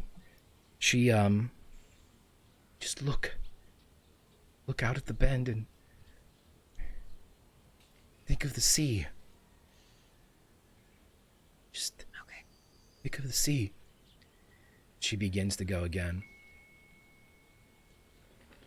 Slowly, she turns it around the bowl as the note catches in the wind again. Over and over. Roll me a perception check. I'm going to use another advantage. 20. This time, you continue to hear the tones, but then they fade away. Not an abrupt stop as they were the last time, but a gradual recession of the noise. And as you look out, the sound of the ocean kind of accompanies the note of the bowl. And then you see them crisscrossing all through the bend, running through the streets, through buildings. You see them everywhere. They are pulsing with this incredible white and blue light. Everywhere there are ley lines, and they all seem to pass within, if not through, 10, 15 feet of the pagoda itself. Some of them elevated, they go past the second floor, some of them subterranean. You can just see them licking up through the manicured grass. But this is a nexus of some kind as the pulsing and the notes and the ocean become one. A song sung for you that you see. And with a 20 perception of all the brilliant white and blue lines that you see one that carries a gray with it, almost like a splotch or an ink blot will pulse through it. And you realize it's not an ink blot, it's an empty space. It's as if a section of the ley line had been removed, and it'll intermittently stutter.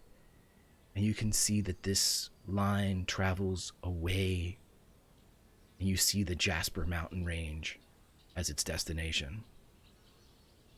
And then they are gone.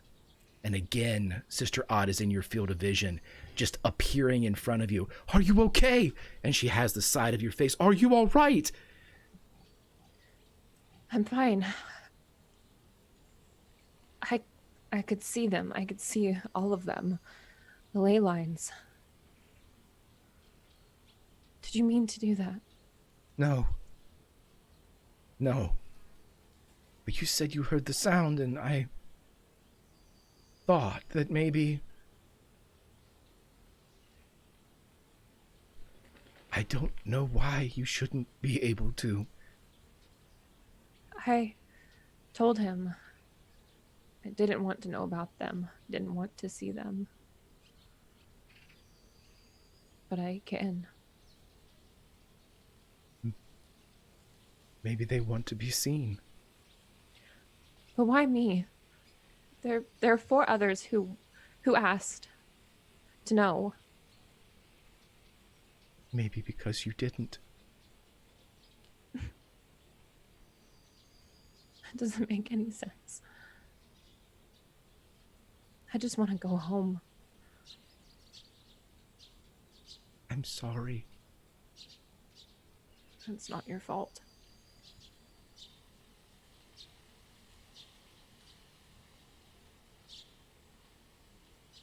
Here, He really is gone. he is gone. We were going to go ask the Bane's people if they would look, but Sir Jessup's not in town, and we don't know who to send that we can trust. He never leaves. The farthest he goes are the lavender fields. He's not there. We checked. We have people there. Waiting. I don't know. We will go.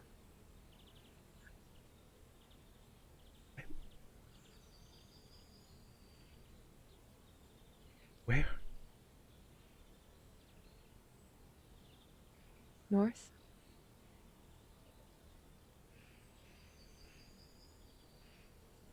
North.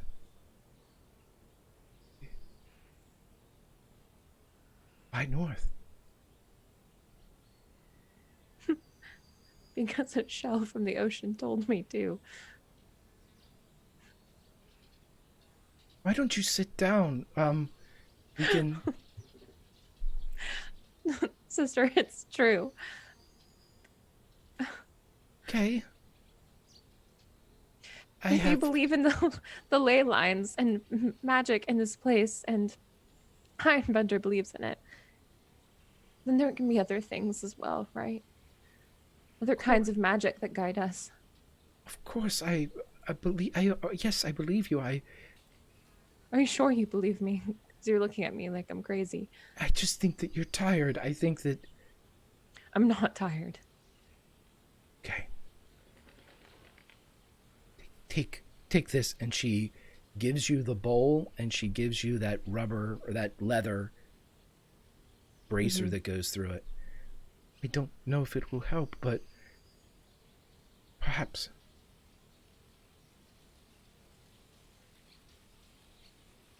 I still don't remember everything. How am I supposed to do that without you? If we do go. The sea. It's always going to be the sea. For you, it's something different for everyone, but it's the sea, the sound in the sea. They'll take you back to what you know, to what you need to remember.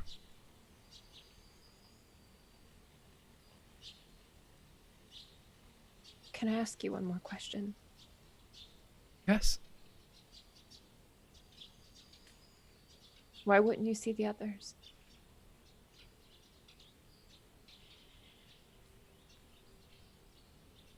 She shrugs a bit. I knew that you needed me.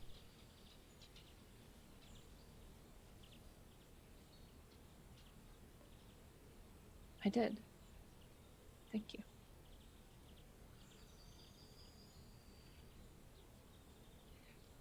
Thank you. It's so boring around here. And she smiles and kind of puts her hand on your forearm.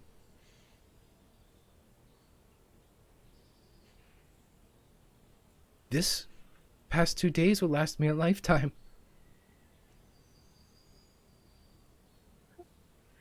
Even if we go, I'm sure we'll be back.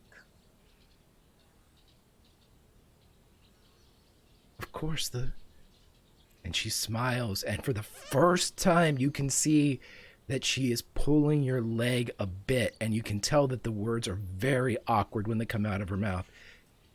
Of course you'll be back. Perhaps the show will tell you to come home.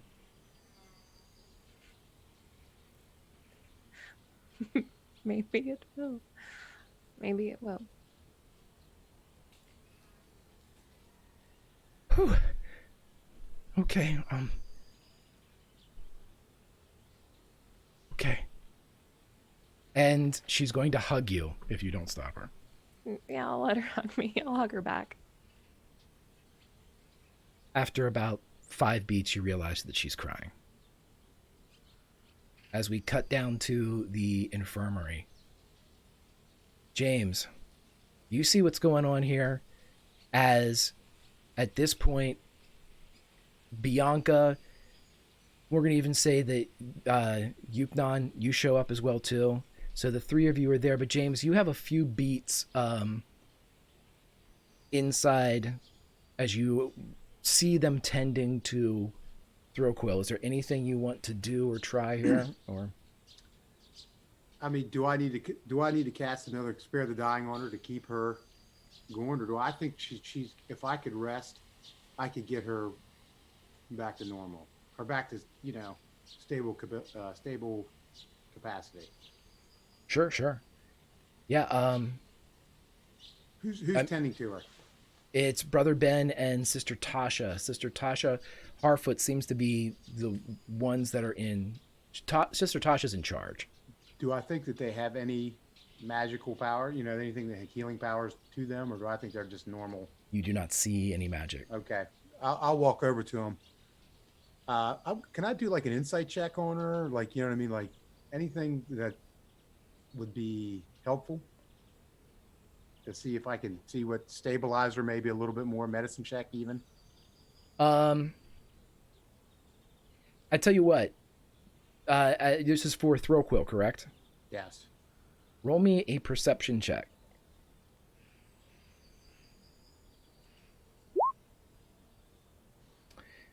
James, when you kind of hunker down beside as the tending, they allow you in knowing that you are... yeah, he kind of like puts his hand on... They nod as they continue their administrations of, just checking and beginning to do whatever they can to make her more comfortable, and then they begin to kind of elevate feet and things like that, like the old tricks to kind of get poison out of the system as they are applying very hot compresses to like the pressure or the hot points of the pulse and things like that. And as they're doing this, they have taken, she's not wearing her overalls anymore at all. Her glasses are gone. She's essentially without clothes. And as you are looking and helping, you notice that one of her tattoos that was beneath the cloth on the left side of her body at the lower point of her ribs says methylene.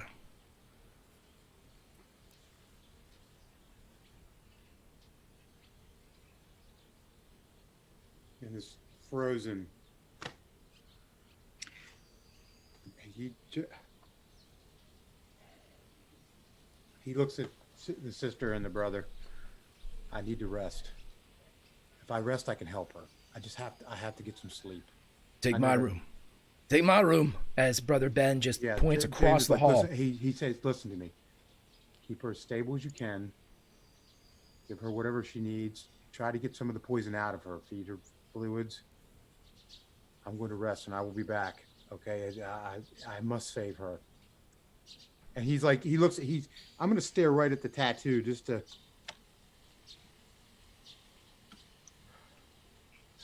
How? And James just kind of like it like brings back literally like an hour ago he wanted to jump through that portal for that name right there, and he just like, and he kind of turns to Bianca, and I'm assuming Bianca and Yukon are there. Yeah, at this point they are. Yeah, I'm there. I've been doing a very much like, I want to speak to your manager because all of you suck. Go get an apothecary. Do you know of an apothecary? They don't seem to be. Roll me a history check, or I'll even take like an intelligence check. Okay. Where's the apothecary? You remember seeing a tiefling in the lavender fields that was clipping things, and you also know that tiefling is the owner of the tea room. Right. I didn't see her in the lavender fields, but she just, because I didn't go, but she just screamed apothecary. So I'm going to tell Ben, I need you to go and get the tiefling who owns the tea room. So someone who knows shit all about poison. Bridget? Yeah, sure. Okay. And he gets up and dong, dong, dong, dong, dong, dong, dong, runs out. Bianca, he kind of like James, like, Bianca. What? Like, excitement. Like, how did you know that?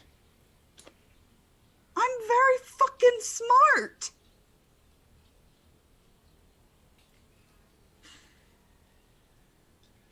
Yeah. And I don't know what to say to that. much like a comic book splash page that just hangs in the air. I am very fucking smart. A big 2-pager. Yeah, like look, he's like, yes. Okay. James, Bianca, why why are you pointing like that? I'm thinking to pause. It's what fucking smart people do. Yes. Bianca, I need to rest. And then I can help her. It's fine. Go to sleep. Sure. I'm gonna try and. I don't know if I don't think she's conscious. James wants to tell Bianca about the tattoo, but he does not at that point. Okay. I'm so smart, though. I probably know already. He's shocked that you knew about the tiefling. You've probably seen it before. Oh, well, good. Yeah, no, I'm intimately familiar, especially with that side. James says, thank you for helping me. Well, an angel told me to. An angel. Yes, and it would be... Seems wrong to not listen to one when you see him. The first thing you told me is you were going to save me. Well, we're like 4 for... I don't even know now. And James would kind of like say, like, point at Yuknon and kind of give him because it's the first time he's seen him. And yeah, he's just popped in, I think. Yugnon's just popped into the room, and they're like, he probably crosses Brother Ben right as Brother Ben's leaving. He Sorry. looks very, very confused about this interaction between the two of you, but he sort of nods. He says, I'm glad you're feeling better, James. Been a trying day, let's just say that. One I don't remember, really.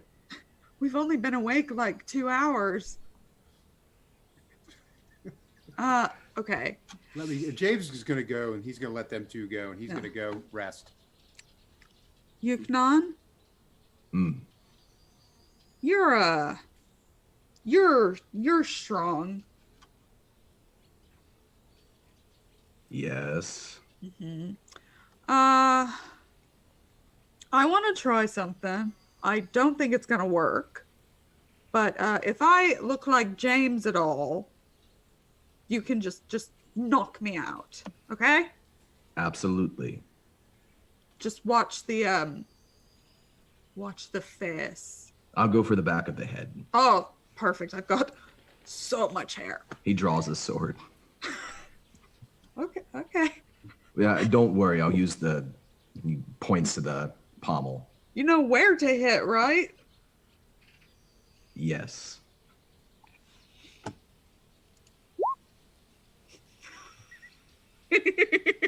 Okay. She is gonna try. I think Thrillquill's unconscious, but she is going to try and do the exact same thing and see what's going on in there. If it's just like an unconscious person, or if it's the chorus, or if it's like what's going on in her head. Because if it's just an unconscious person, okay, that's good. Without need, okay, you can absolutely try to do this. Without need for a perception check, you all hear somebody running towards the room, coming down the polished bamboo, and with a slide and a face that is flushed, you see Mildred Trapp as she looks and sees Thrillquill, and she literally slides on her knees to the bedside and climbs the sheets up as she grabs hold of Thrillquill's right hand, and she begins looking around, and you see tears just coming down the sides of her face. Yuknon raises his pommel up, and he kind of looks between Mildred and Bianca. No idea. Millie? Yes. What's wrong? Is she all right? She feels warm. She feels warm. She was poisoned. Someone's on the way. And she just kind of puts her head in the hand that she's holding of Thrillquill's.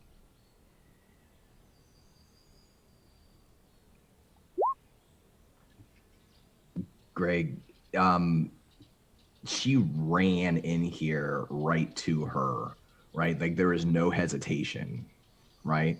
She didn't look at you and give a shit. Okay, so he's looking at the back. He's looking at her now. And his first instinct was, wait, is she like James was? Because she ran in here really fast. Okay, she's talking. She's probably not like James. Wait a second. She's friends with Thrillquill. And most poisonings happen by someone you know. Is she acting suspicious at all? Also, I'm paranoid, just in general. She is not Love acting. that about you, Don. She is not acting suspicious in the manner that you are indicating or wanting to discover. She is acting terrified. That's what you can, with an 18, you can, it's not being tried to being concealed. It's waving off of her, this absolute terror. Question, just because I'm so good at recalling things in this moment. Was there more than one cup at Prue's, or was there just the one in the kettle? From what you can remember, there was just the one in the kettle. One in the kettle. Okay. Hi, am I here yet? Hi, babe. Yeah, you can come down. Good. Did you find iron, fucker? Is there anyone else in this room other than Mildred and these two, and then Thrillquill? Sister Tasha. No, I didn't. And she's gonna give you a look like, "Hi, could you please get in my head?" Yeah. Sure. Wait, let me radio in. Okay, but like what really? Oh, he's gone. He's gone.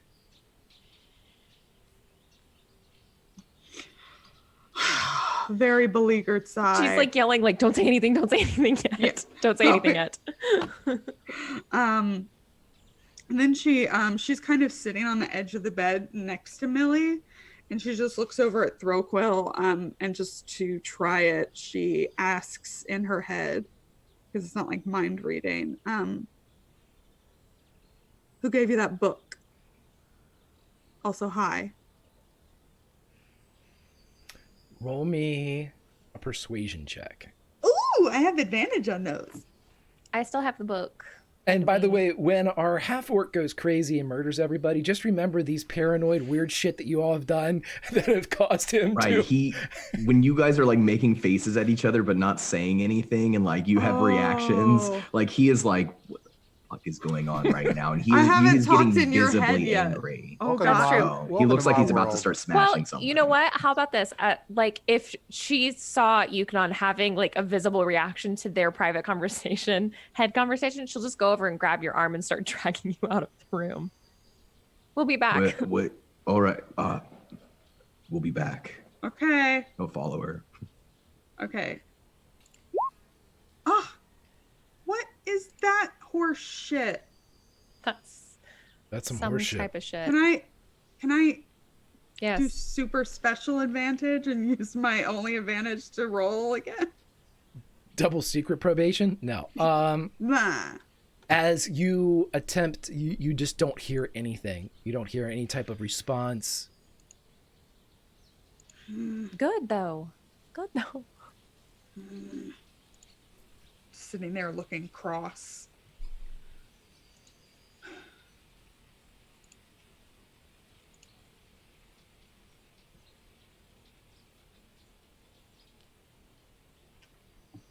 Millie looks up at you.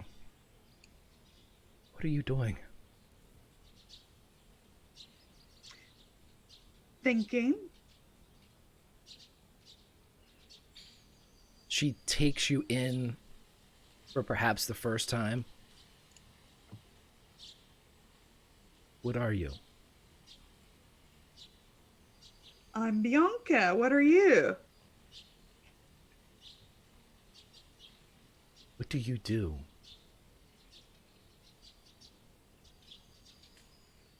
I apparently go around saving priests. Kind of my thing now.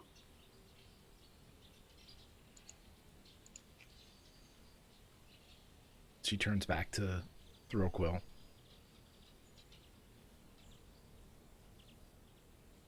Where did you find her? In Prue Kellogg's house.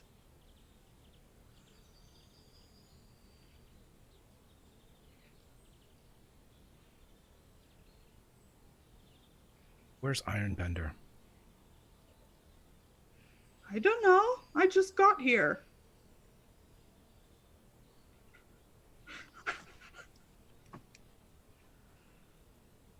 She looks at Sister Tasha. Where's Ironbender? We should get some more compresses and put them all over. And she runs out of the room. Coward. It's just you, Throquill, and Millie. Where the fuck is Ironbender? I don't know. Why don't you go look around for him? I'm not leaving her. Well, that's good.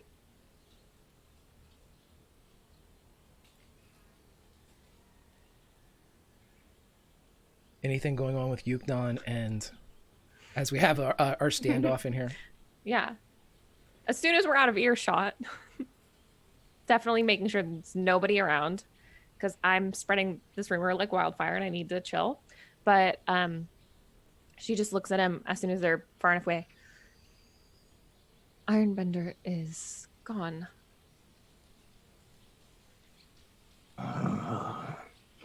Gone where?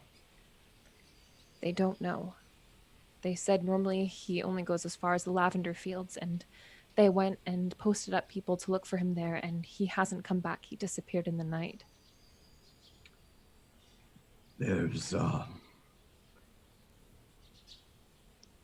There's something beneath the earth, something that's feeding off of the ley lines.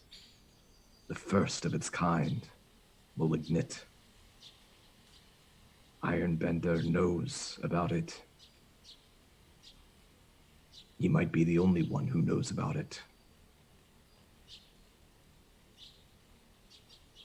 I saw it.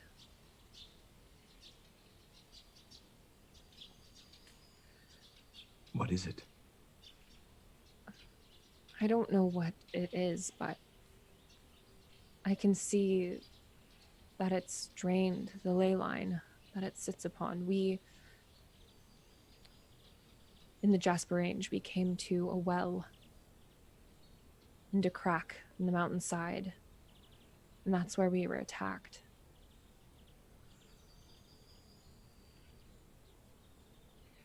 I think we have to go back to the well.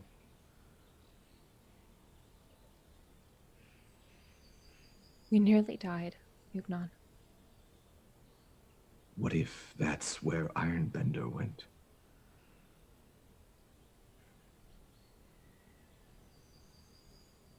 If Throquill wakes up,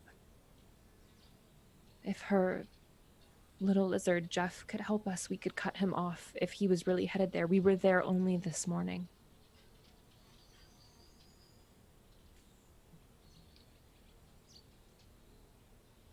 Do you still want to return to the sea? Of course I do.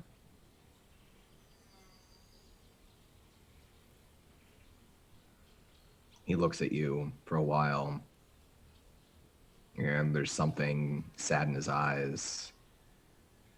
Then he smiles and he says, I go where you go.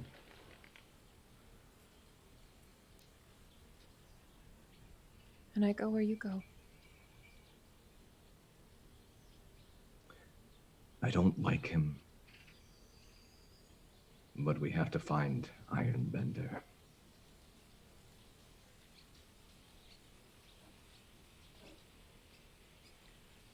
With James and potentially Throquill being possessed by whatever it was, something similar might have happened to him. I don't know. But it seems so strange that he would just leave without saying anything to anyone. Perhaps someone saw him leave. Someone in town. Everyone The was drunk. mercenaries. Ah, that's true. Perhaps the tree knows. The tree knows a disquieting amount of things.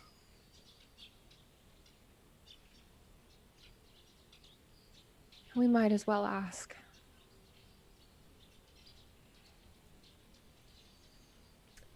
I think James is going to need some time. He doesn't look very good. If we're heading out of town, we're going into the wilds. We'll need all of us. I think whatever it is, he's particularly susceptible to it. We've seen him possessed by it multiple times. And it was his words spoken back that seemed to do it. His words? She hesitates because she doesn't want to say them the way that he said them. What he said about Harlan, do you remember? When we left the pagoda and he was talking about him. That particular line at the very beginning, I've heard it repeated back now from his own lips, but in a voice that seemed distant. And when we were attacked in the woods, again, by that dwarf, that's all he would say the whole time. Well, with as many mysteries as we have, I only know how to do one thing. Keep going. And if anything tries to stop us, we stop it first.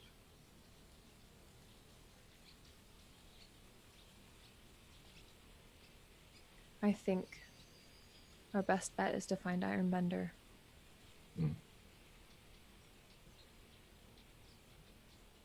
Wherever he is.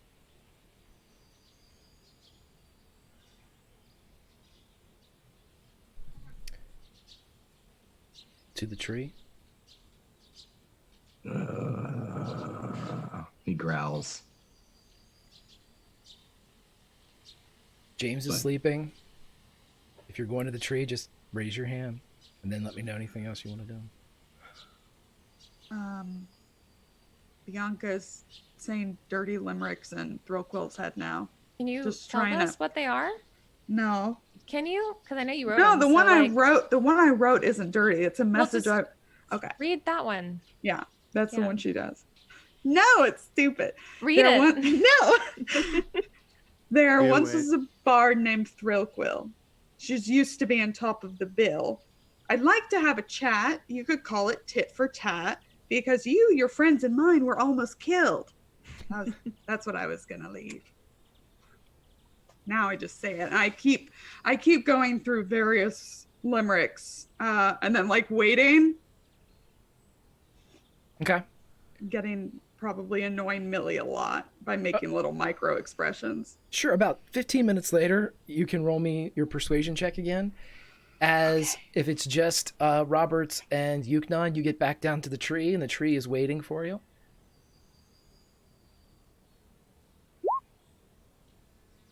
We'll get back to that in a sec. The tree is there. What would you ask or say of Bircheye? Hello. Hello.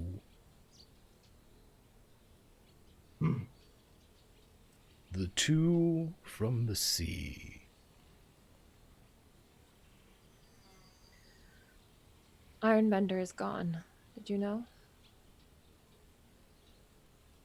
Now I do.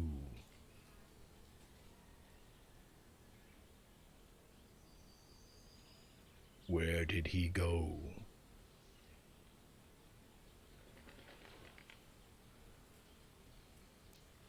We don't know.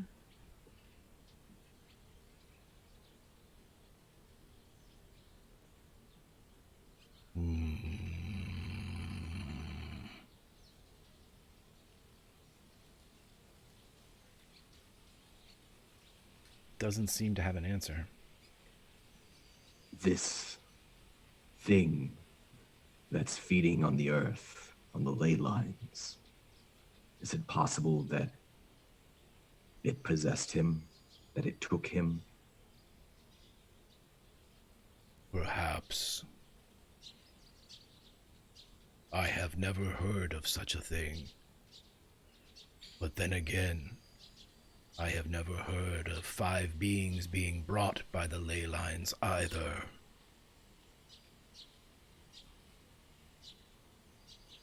Where do you go if you are to find him?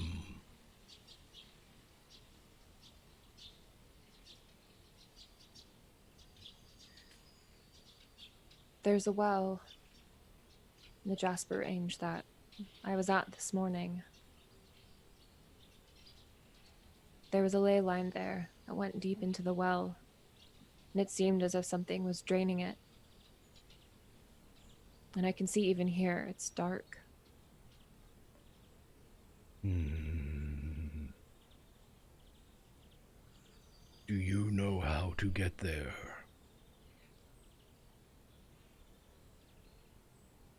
I'm sure we can find the way. We got there once, quite easily.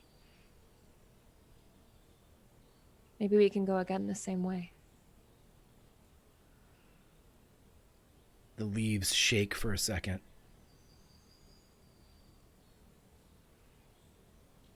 Ask the night.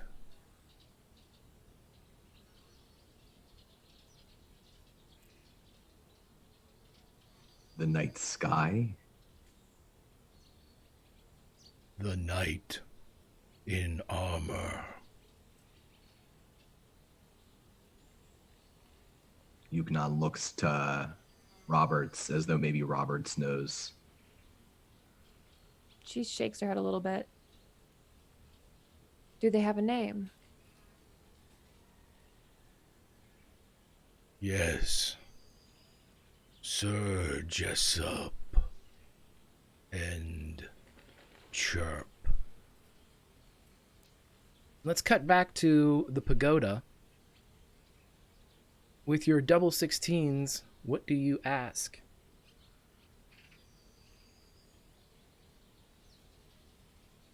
Who gave you that book?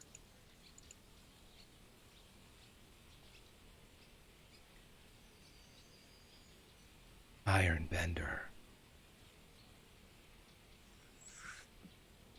And as we flash back to the tree, with the admission of Sir Jessup and Chirp, the two of you watch as an armored knight, grizzled chin, ancient with his face mask open, rides into the town of the Bend, and at his side his squire, the name of Chirp, rides as they are looking around, taking in the state of not chaos, but chaos diluted after the incident.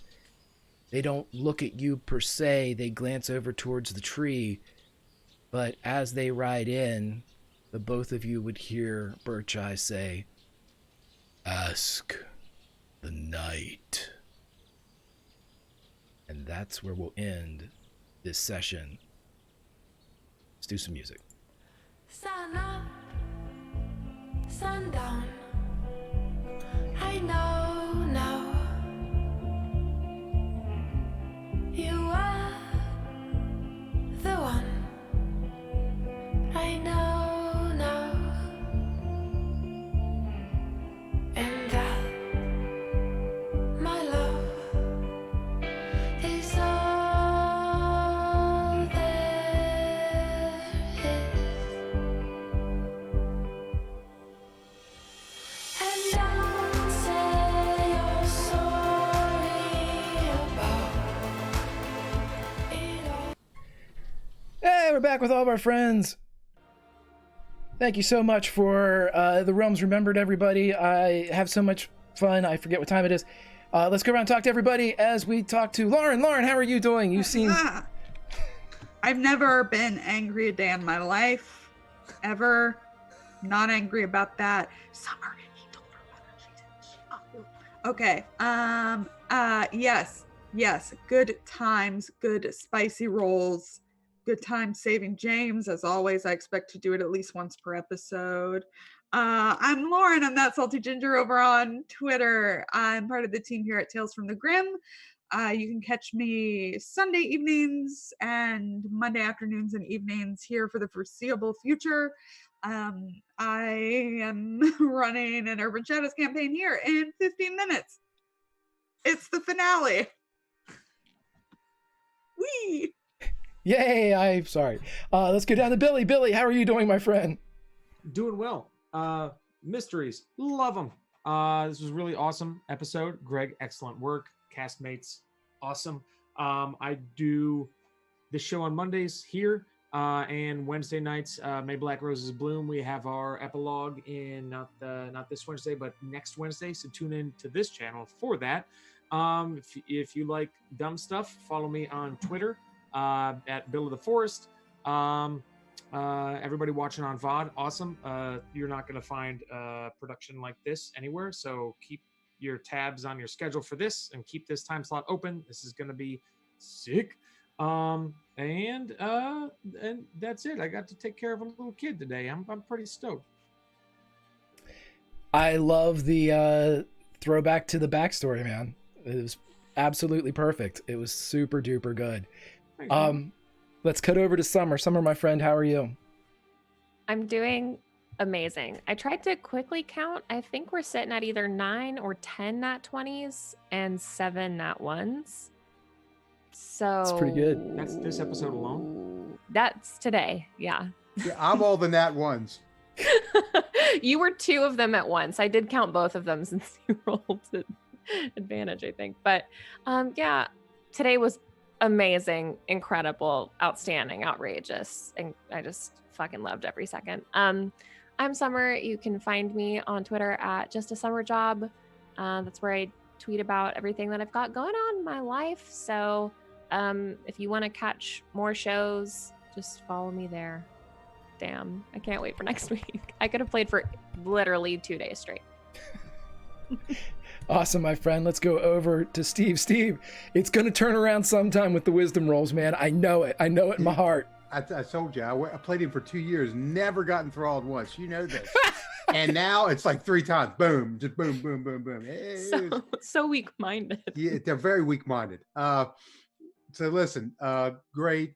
I love the whole episode. I love the build-up of what's going on.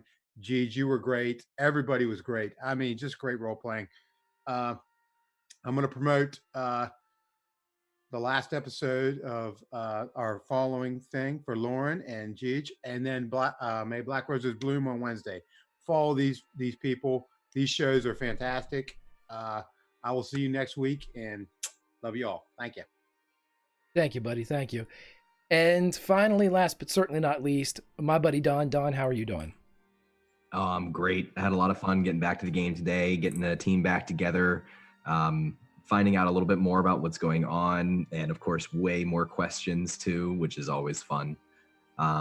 Yeah, I really enjoyed it. Love getting to play with everybody here. You can follow me online on Twitter. I write adventures and do other things.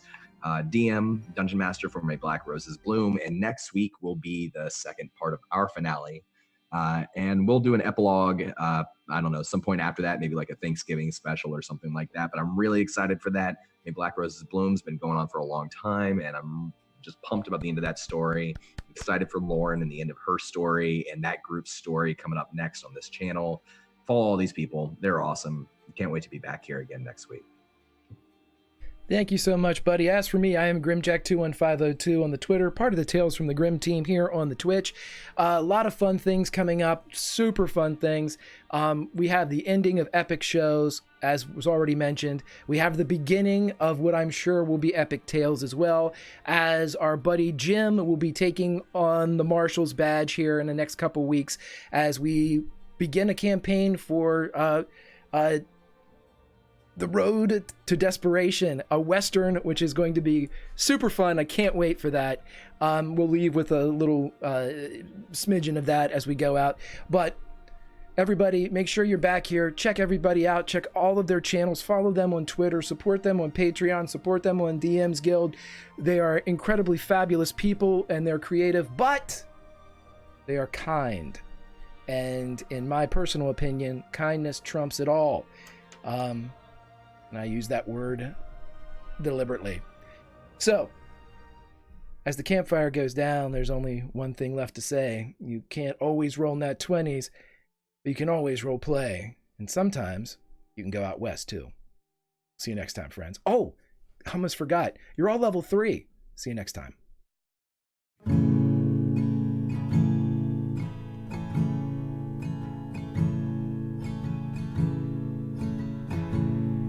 Oh Lord, I see what brings me here.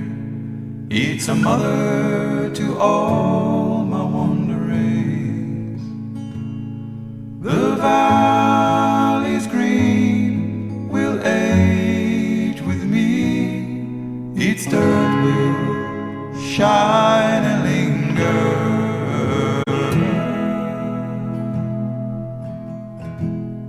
And girl,